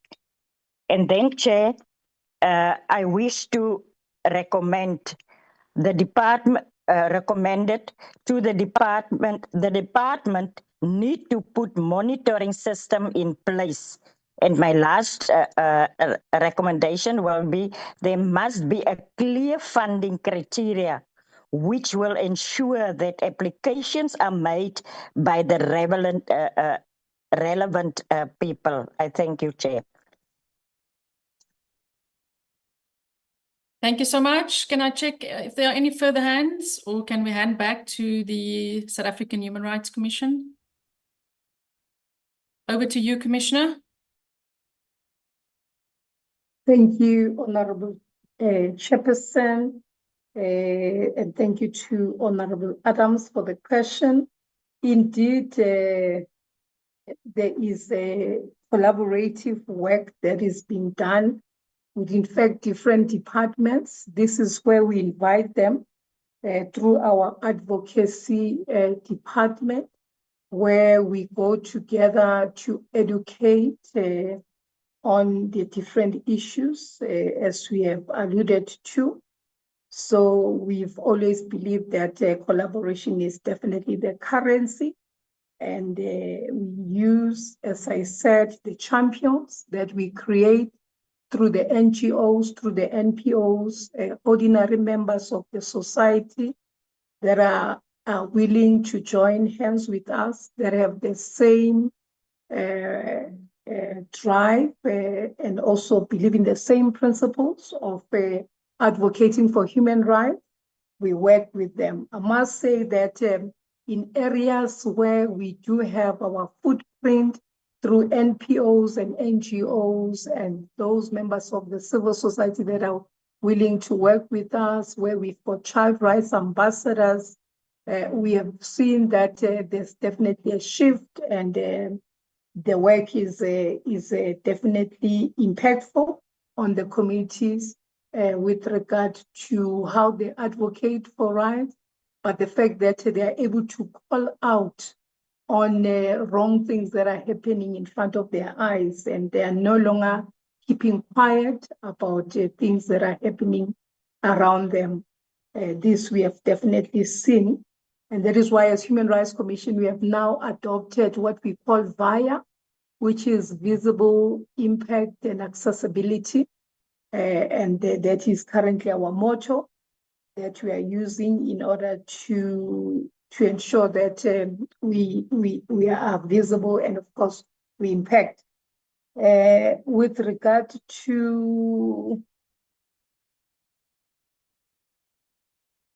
okay, I also wanted to mention the other questions I think were not meant for us, but for the department. Let me also just hasten to mention that with regard to the Kwekwe matter, we have also alluded to the fact that the NARSO was a very important tool, and we were elated when it was when the Minister of Justice, in fact, mentioned that it is going to be made public. Unfortunately, it has since been withdrawn, but it's still accessible to prospective employers, and we have said that in our statement, it is important that it is used optimally to ensure that people that work with children or with the most vulnerable members of our communities are vetted before they can be allowed into that space. And Honorable Chair, as Human Rights Commission, we are unfortunately in court, in the Constitutional Court, where we're trying to assert our powers, which have been challenged. After having made recommendations, the matter went to court, went to SCA, and we still did not, our powers were still not defined. In fact, it was said that we did not have powers to be able to make those findings. So we are seized with the situation where we are hoping that the Concord will echo our sentiments to say that we do have the powers to make recommendations that are binding so that we can be able to get all the stakeholders to adhere to the recommendations that we make. And thank you so much, Chairperson, for this opportunity. Thank you very much, Commissioner. May I take this opportunity to thank you and your team for reaching out to us this morning. Thank you for tabling your report and your recommendations. I think it was critical information for us to receive ahead of our meeting with the Department of Social Development on the 22nd of April. I think as a portfolio committee, we will closely follow your approach to the Constitutional Court. I think it's important to test your powers. It is important that your recommendations are taken seriously and that they are implemented. So we want your recommendations to be binding, so it will be important to follow that case. I'm glad to hear that there's been some improvements in your relationship with the CGE. And also, I think one issue that we should look into further is the issue around monitoring and evaluation. The fact that it's not being done and it's of such a critical nature is something that this portfolio committee will also have to keep in mind going forward. I think we as a portfolio committee are adamant that we would not like to see any budget cuts or any underfunding to NGOs who provide vital and life-saving services to vulnerable women, to the youth and persons with disabilities, but it's something that we will further engage in our meeting on the 22nd. We will definitely extend an invitation to the South African Human Rights Commission to be a part of that meeting, so that you're also given a platform again at that meeting to share your findings, your recommendations and challenges. But that having been said, we thank you very much for being here, and we will certainly engage again on the 22nd of April. Thank you, Commissioner, and your team. Thank you so much, Honorable Chairperson and honorable members. Thank you. Thank you. Bye-bye. Bye. Bye. Members, can you please stay on for our internal meeting just to approve our minutes and reports and for us to have a quick discussion about our second term program. I'm sure, honourable members, that we will be done by 12 o'clock, so please do not log out.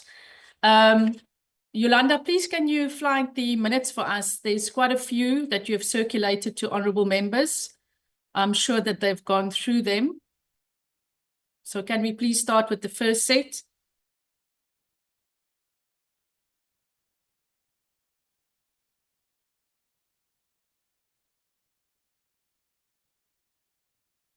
Yolanda?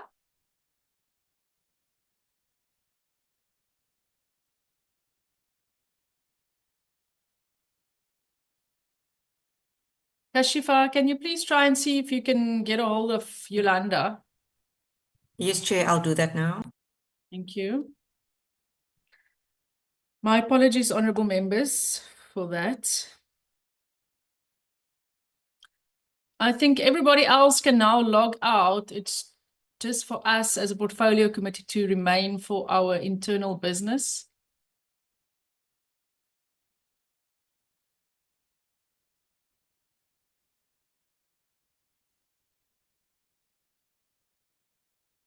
Honourable members, we've got the first set of minutes. It is the minutes of the 19th of November. It was held on the virtual platform and it was on the Sanitary Dignity Program. We also received a presentation from Dr. Tembe.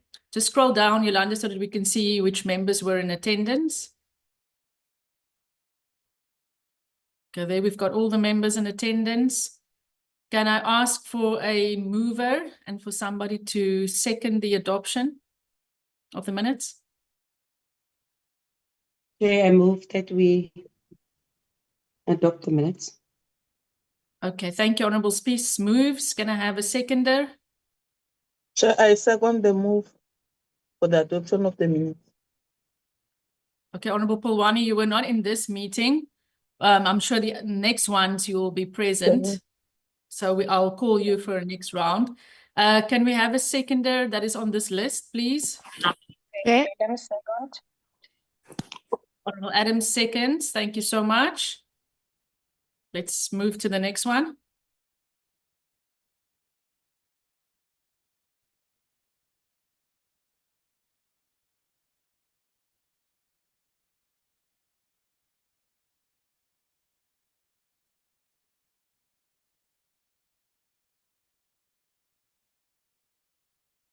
Yolanda?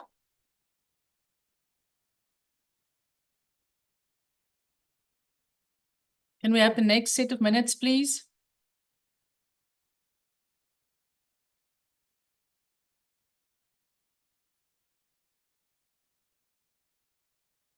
Okay. The next set of minutes is from the 28th of January. It was a meeting around the public commentary on the NYDA process. We had a report on the SSA and HR screening, and we discussed the Sanitary Dignity Program. Members in attendance, please see the members in attendance. Thank you. Can I move for somebody to adopt the minutes and a seconder, please? May I move for the adoption? Thank you, Honourable Adams. Honourable Kanyile. I second, Chair. Thank you. Thank you, Honourable Kanyile. Let's move to the next set, please.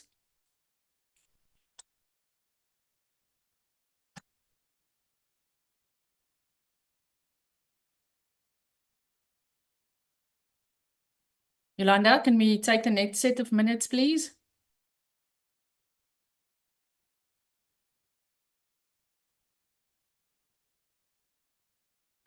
Okay, this was the draft report on our meeting with the Department of Women. Oh no, it was the one with the quarterly report with the Commission for Gender Equality. Meeting that we held with the Commission for Gender Equality. Let's scroll down. I think all members were in attendance.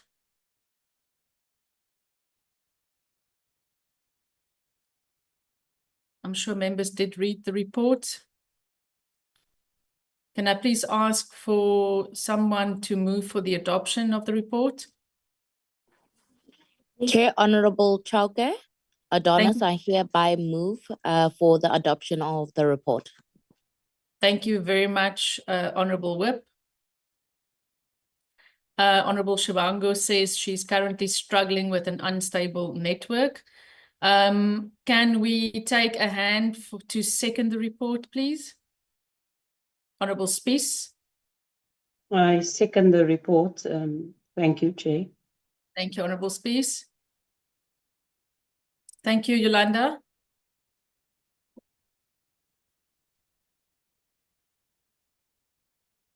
We'll take the next set of minutes.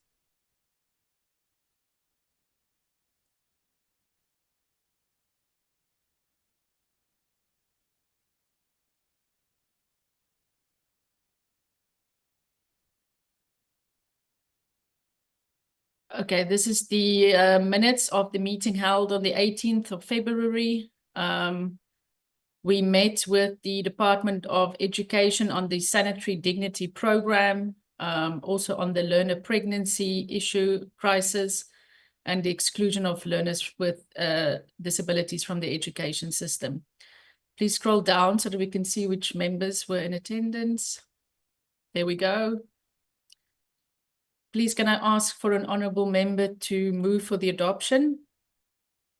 Honourable Kanile. Thank you, Chair. I move for the adoption of the minutes. Thank you. Honourable Adams. Chairperson, I second on the adoption of the minutes. Thank you.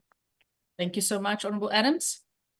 Ms. Silly, we can go to the next set of minutes, please.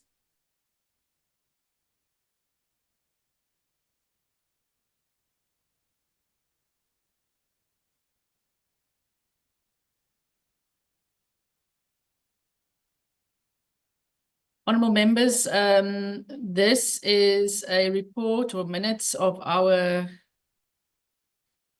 NYDA interviews held on the 25th of February. Can I please, can we scroll down? We all know who participated. Can I ask the Honourable Pulwani to move? Chair, I move for the adoption of the minutes. Thank you, Honourable Pulwani. Can I ask for a seconder?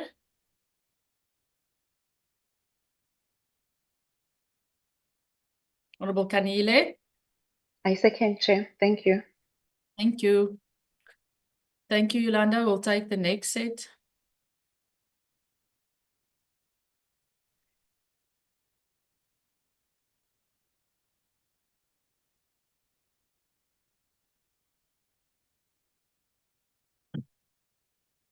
Oh, this is the same one that we've just adopted.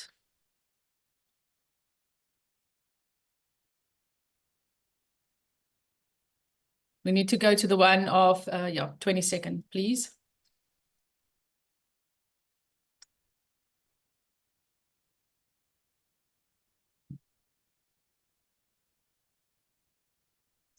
It's still the same one.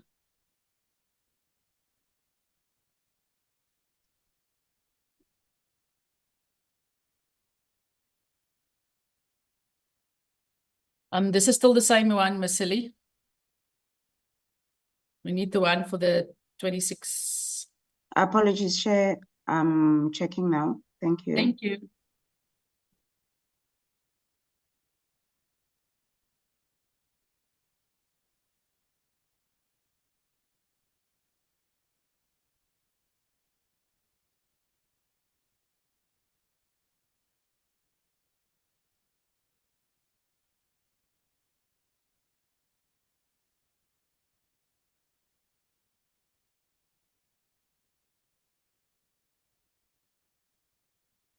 Are you winning?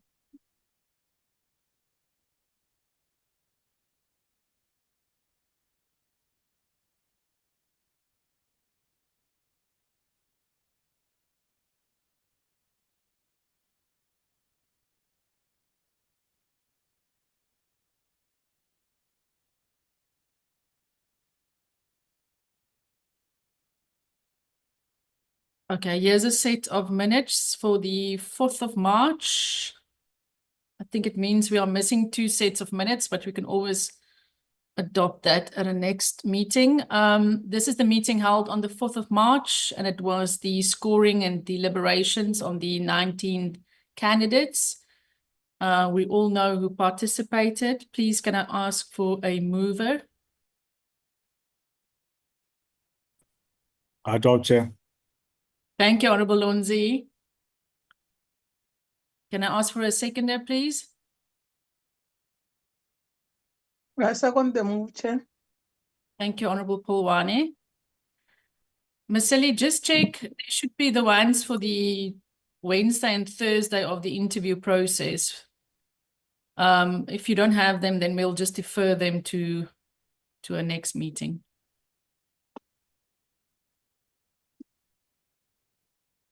Yes, Chair, I've checked. It seems like the 26 and 27 were put under the same minutes of the 25th. So Okay. we'll have to go back and double check because it looks like it's the same document, but it's dated 26 and 27, Chair. Okay. Yolanda, can you just open that document that I sent you on the second term program, just the ideas around formulating a second term program? Colleagues, I wish to apologize then for those 2 sets of minutes that we cannot adopt today. Unfortunately, Mr. Dumizweni is currently in the Eastern Cape dealing with a family crisis. And so we'll wait for him to return so that we can adopt those 2 sets of minutes. Apologies, Chair. There's also one more set for 11 March 2025. Okay, perfect. In front of you, honorable members, there is a set 11th of March. I just see we need to correct the time there, Ms. Silly. There's a 0 missing next to the 9. So if we can just correct that. Honorable members, this was our meeting held to discuss the outcome of our scoring process. We had a briefing by Dr. Tembe. We also received a presentation on the National Council on Gender-Based Violence and Femicide Board. Can I ask for a mover and somebody to second? I know all of you were present. I move, Chair. Thank you, Honorable Lonzi. Can I get a seconder, please? Honorable Jasmine, Honorable Spies. Honorable Spies? I second, Chair. Thank you very much. Is that the last set, Ms. Silly? Yes, Chair, it is. Okay, then just make a note that we do engage with Mr. Dumizweni about the 2 other sets that are missing for the week of our interviews. Do you have that document that I sent on the second term? Yes, Chair, I will share it now. Okay.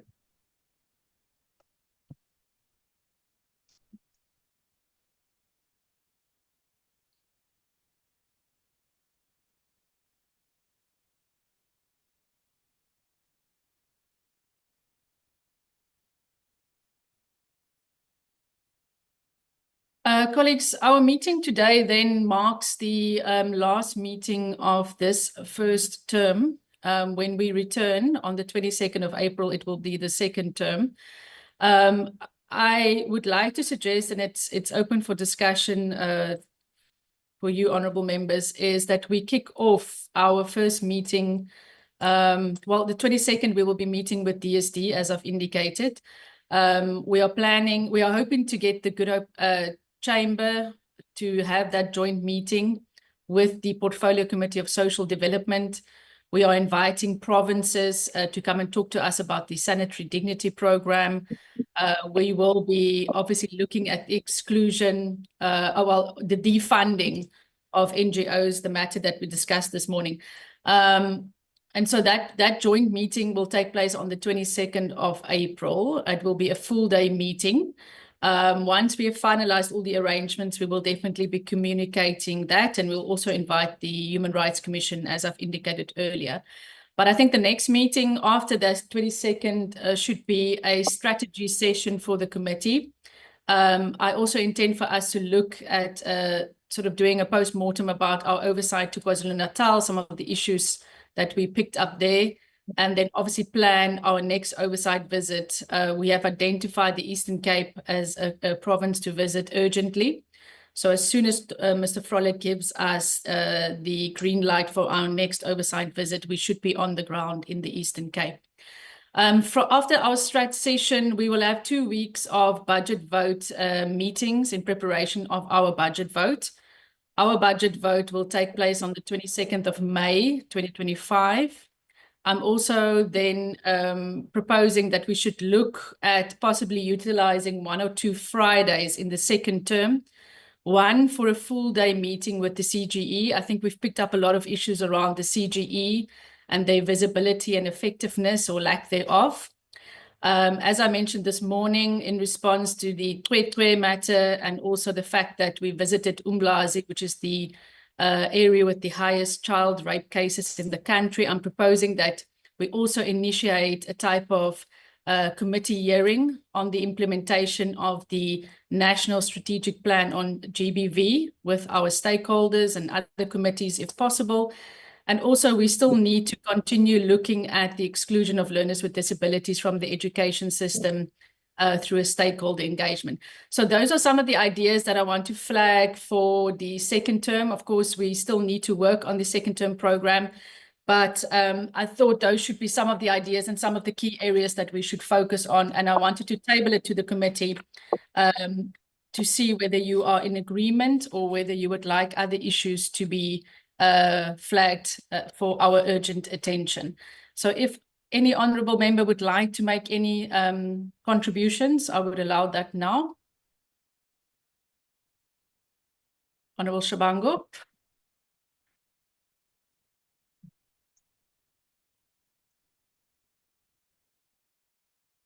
Honourable Shabangu. My apology, and thank you. I'm really struggling with the network is taking me in and out. Thank you for the plan that you have presented. On the first one, where you mentioned the meeting with the social development and invitation to provinces. Just wanted clarity that invitation for provinces when we on the sanitary dignitary plan program. I mean, it's because the provinces is you have your Department of Education, you have your Department of Social Services that is working on this program. I just wanted clarity that it's going to be different departments from the province. I'm not sure. Just the clarity on that one. Then on the issue of GBV and the Twetwe issue, right now as we are sitting here, more cases are coming up of the families and parents that were denied justice. Even yesterday, I read about the bureau in Nelspruit that the mother fought until she gave up for her 7-year-old child. So it's something that is very common, and as much as it's happening in the public schools, but I think there is kind of a blind eye on these private schools. Because I mean, I look at the bureau now, and it's not the first one. There was one also in Nelspruit, which is a private school. So, but Chair, I just wanted to check if maybe, as a portfolio committee, if the Chair can release a media statement on this issue of hashtag justice for Kwekwe. That's what I wanted to check with yourself, Chair, and the committee. Thank you. Thank you so much, Honourable Shabangu. Indeed, we indicated that after this portfolio committee meeting today, once we've discussed some of the interventions that we would like to pilot or drive ourselves, around, for example, the full day hearing, going to the Eastern Cape ourselves, engaging with the South African Human Rights Commission. We wanted to issue a statement. And with regard to the provinces, you are quite correct, Honourable Member. Remember that the Sanitary Dignity Programme is administered in some provinces by the Basic Education Department, and in some provinces it's administered by Social Development. So you will recall in our last meeting, we did not have an opportunity to engage with the Eastern Cape, with the Western Cape, and Gauteng, amongst other provinces. And hopefully if we can secure the Good Hope Chamber as a venue, it will be a hybrid facility which will allow the provinces and other stakeholders also to participate, even though we'll be physical. But thank you for those suggestions. Honourable Chauke Adonis, followed by Honourable Lonzi.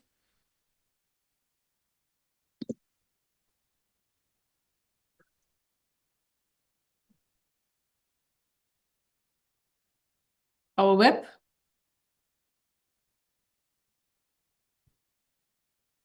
Also, before I move on, I think the issue of private schools is indeed a big crisis, because we will have, from our oversight, we heard that teachers at private schools are not being vetted. In other words, we might be employing teachers at these schools who are themselves offenders or maybe have been guilty of sexual offences and we won't know. So it's clear that much more in terms of legislation and oversight must be done, because it does point to a crisis with regards to these private schools. And you are quite right, Honourable Member, that it's not just, of course, Twetwe is now in the spotlight, but there are many more children who have been denied justice. And therefore, that's why I said in the beginning, we've all got a role to play in this regard. Honourable Chauke Adonis. Thank you very much, Chairperson, and I do apologize. I was just struggling to unmute myself. Chair, I would also just like to bring forward, in terms of just reflecting on the view of how we should perhaps roll out the second term program. I think it's equally important for us to call on the Department of Labour as part of our efforts on addressing of high unemployment rates amongst the young people in the country, so that we can really have an understanding of the overview scope and the intervention department has, and what are some of the collaborative having for skills development trade with the Department of Higher Education that speaks towards necessitating young people or people current skills allow for them to enter into the open labor. I think to also speak to how the special needs schools, in terms of their curriculum, what is accredited to learners when they are leaving basic education, when they leave basic education, how can they find expression or have the ability to enter into the open labor market, and perhaps what is the department's plan around that issue? Additionally, Chairperson, another one I think is equally important is the Department of Treasury. We need to engage with Treasury on understanding what is the financing model for all departments when it comes to issues of women, youth, and persons with disabilities and gender responsive budgeting. What are the prerequisites? What are the requirements? And how do the departments have to account for these budgets that are being allocated? We do know that there is quite a chunk of budget that the National Treasury allocates to departments when it comes to special programs, especially those that are centered around gender-based violence, young people, youth development, and also persons with disabilities. And you find that majority of the time, the budget that is allocated for persons with disabilities will be returned back to Treasury by department. So we need to understand what is the planning, monitoring, and evaluation of the National Treasury, and perhaps where it is that this Department of Women, Youth, and Persons with Disability can play a more exerted overall oversight role in ensuring that there's due diligence, and also the planning and execution of programs are implemented adequately. Also taking into consideration that the departments do not need with the Department of Women, Youth and Persons with Disabilities on how they are going to plan on utilizing their budgets. Therefore, there isn't much cohesion or collaboration that is then taking place with the department. Chairperson, on the part that was also alluded to by yourself and my fellow colleagues in terms of the high rates of cases of young learners who are being subjected to all forms of abuse and have been sexualized, I think it's equally important for this portfolio committee to put out a statement addressing this crisis. And I start to see it as a pandemic in this country that has been quite silent. We've been silent about.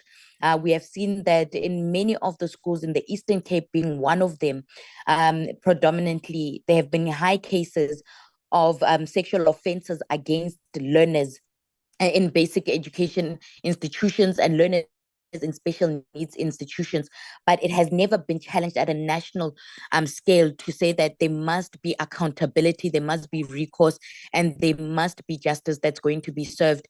And therefore, we're calling for a national stand out to say that we want to ensure that the justice system must be in favor of this vulnerable young children and the most vulnerable in our communities. So I think a very bold statement needs to be made by this particular portfolio committee. Additionally, I take note, Chairperson, that the Department of Women, Youth, of basic education, basic education today, in fact, is receiving a briefing on these cases, such as Twekwe and the cases in Limpopo and some of the cases in the Eastern Cape. They are receiving that briefing, and I think it is quite imperative for us perhaps to get a sense from the portfolio committee in terms of what was the reporting that they received from the department, so that we're able to make our own analysis and make recommendations. And I think collaboratively with the Human Rights Commission, the CGE, and this also substantiates the importance of this council that we will be establishing and how it needs to be expedited without any further delays. Overall, Chairperson, that's where I'm going to leave it for now. Appreciating it. Thank you very much.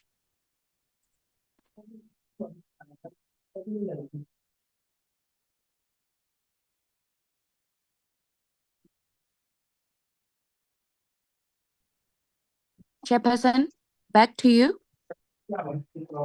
Oh, thank you very much. I was actually, I was muted. I'm so sorry. Thank you so much, our whip. I want to say that I support us calling the Department of Employment and Labour. I think the issues around Treasury is very important. Gender responsive budgeting is not happening. And so we need to obviously engage with Treasury on that. But another critical issue that we will have to engage Treasury on is the fact that it looks like, and we have been talking about this, but it doesn't look like the necessary funds have been set aside as yet for the National Council Against Gender-Based Violence.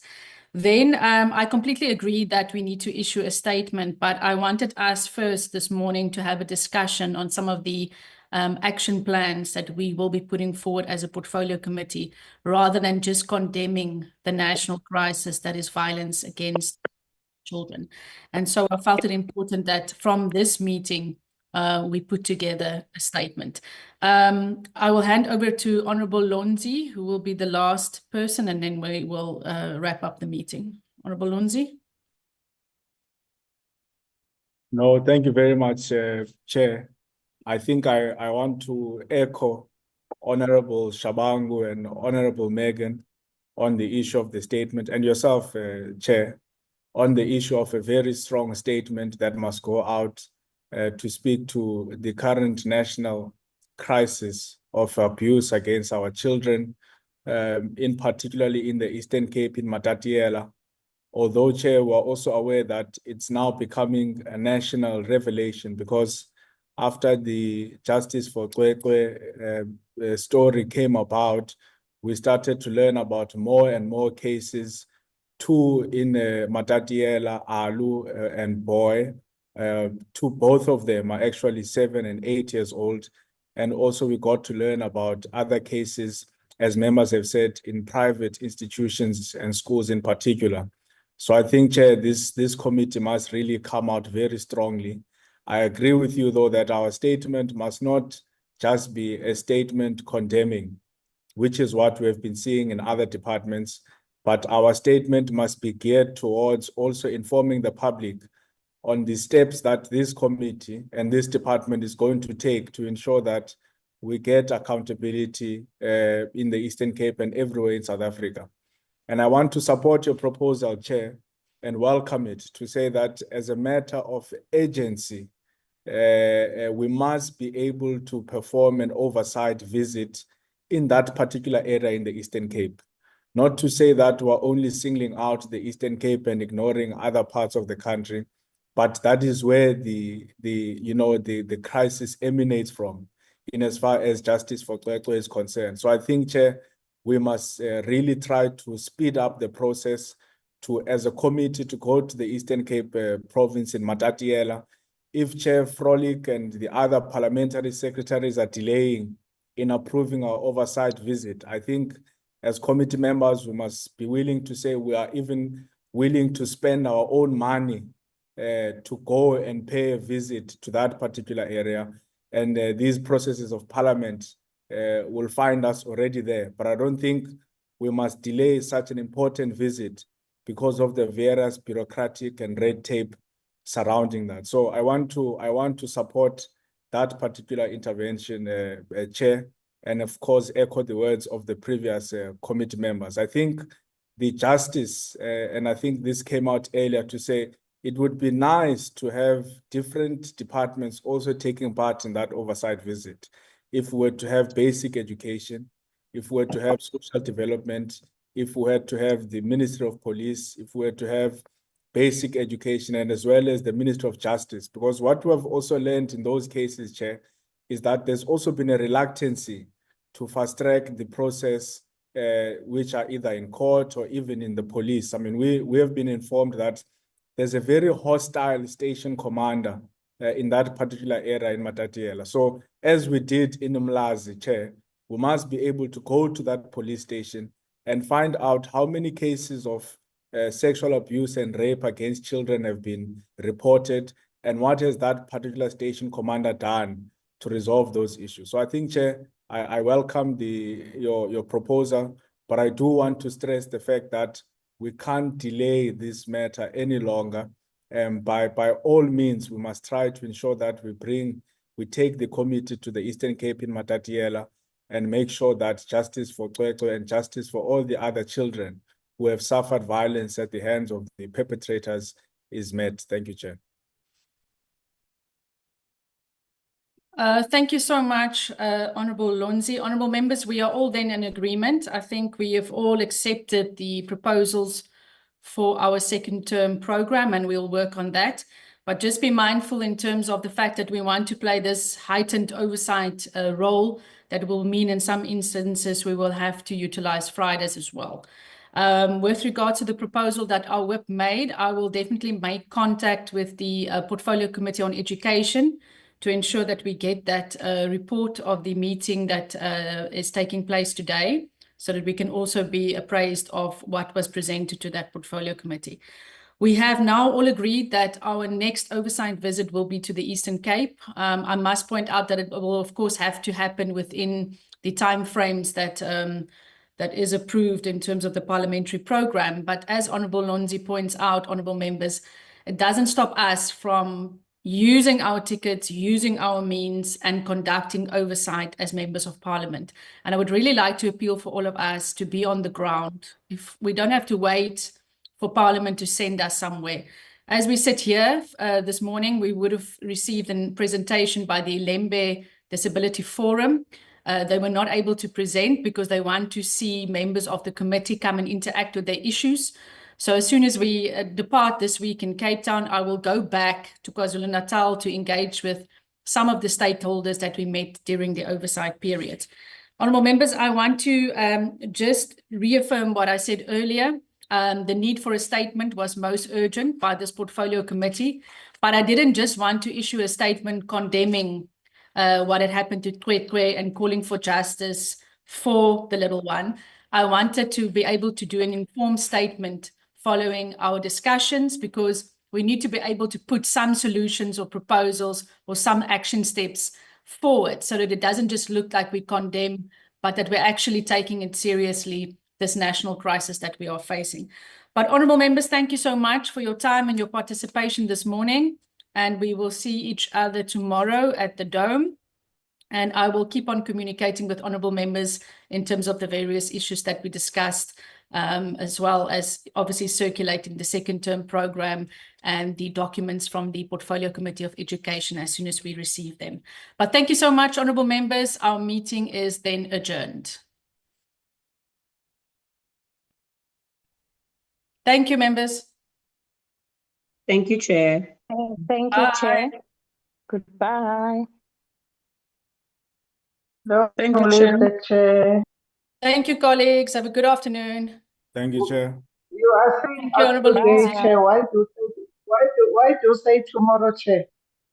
Tomorrow we go into the Are you budget not- discussions. And today? No, today, honourable member, you are not expected at the Dome. We'll see each other tomorrow only. Bye. She wanted to work again. You want to go now? She'll be sleeping over at the Dome. Bye, colleagues. Bye-bye.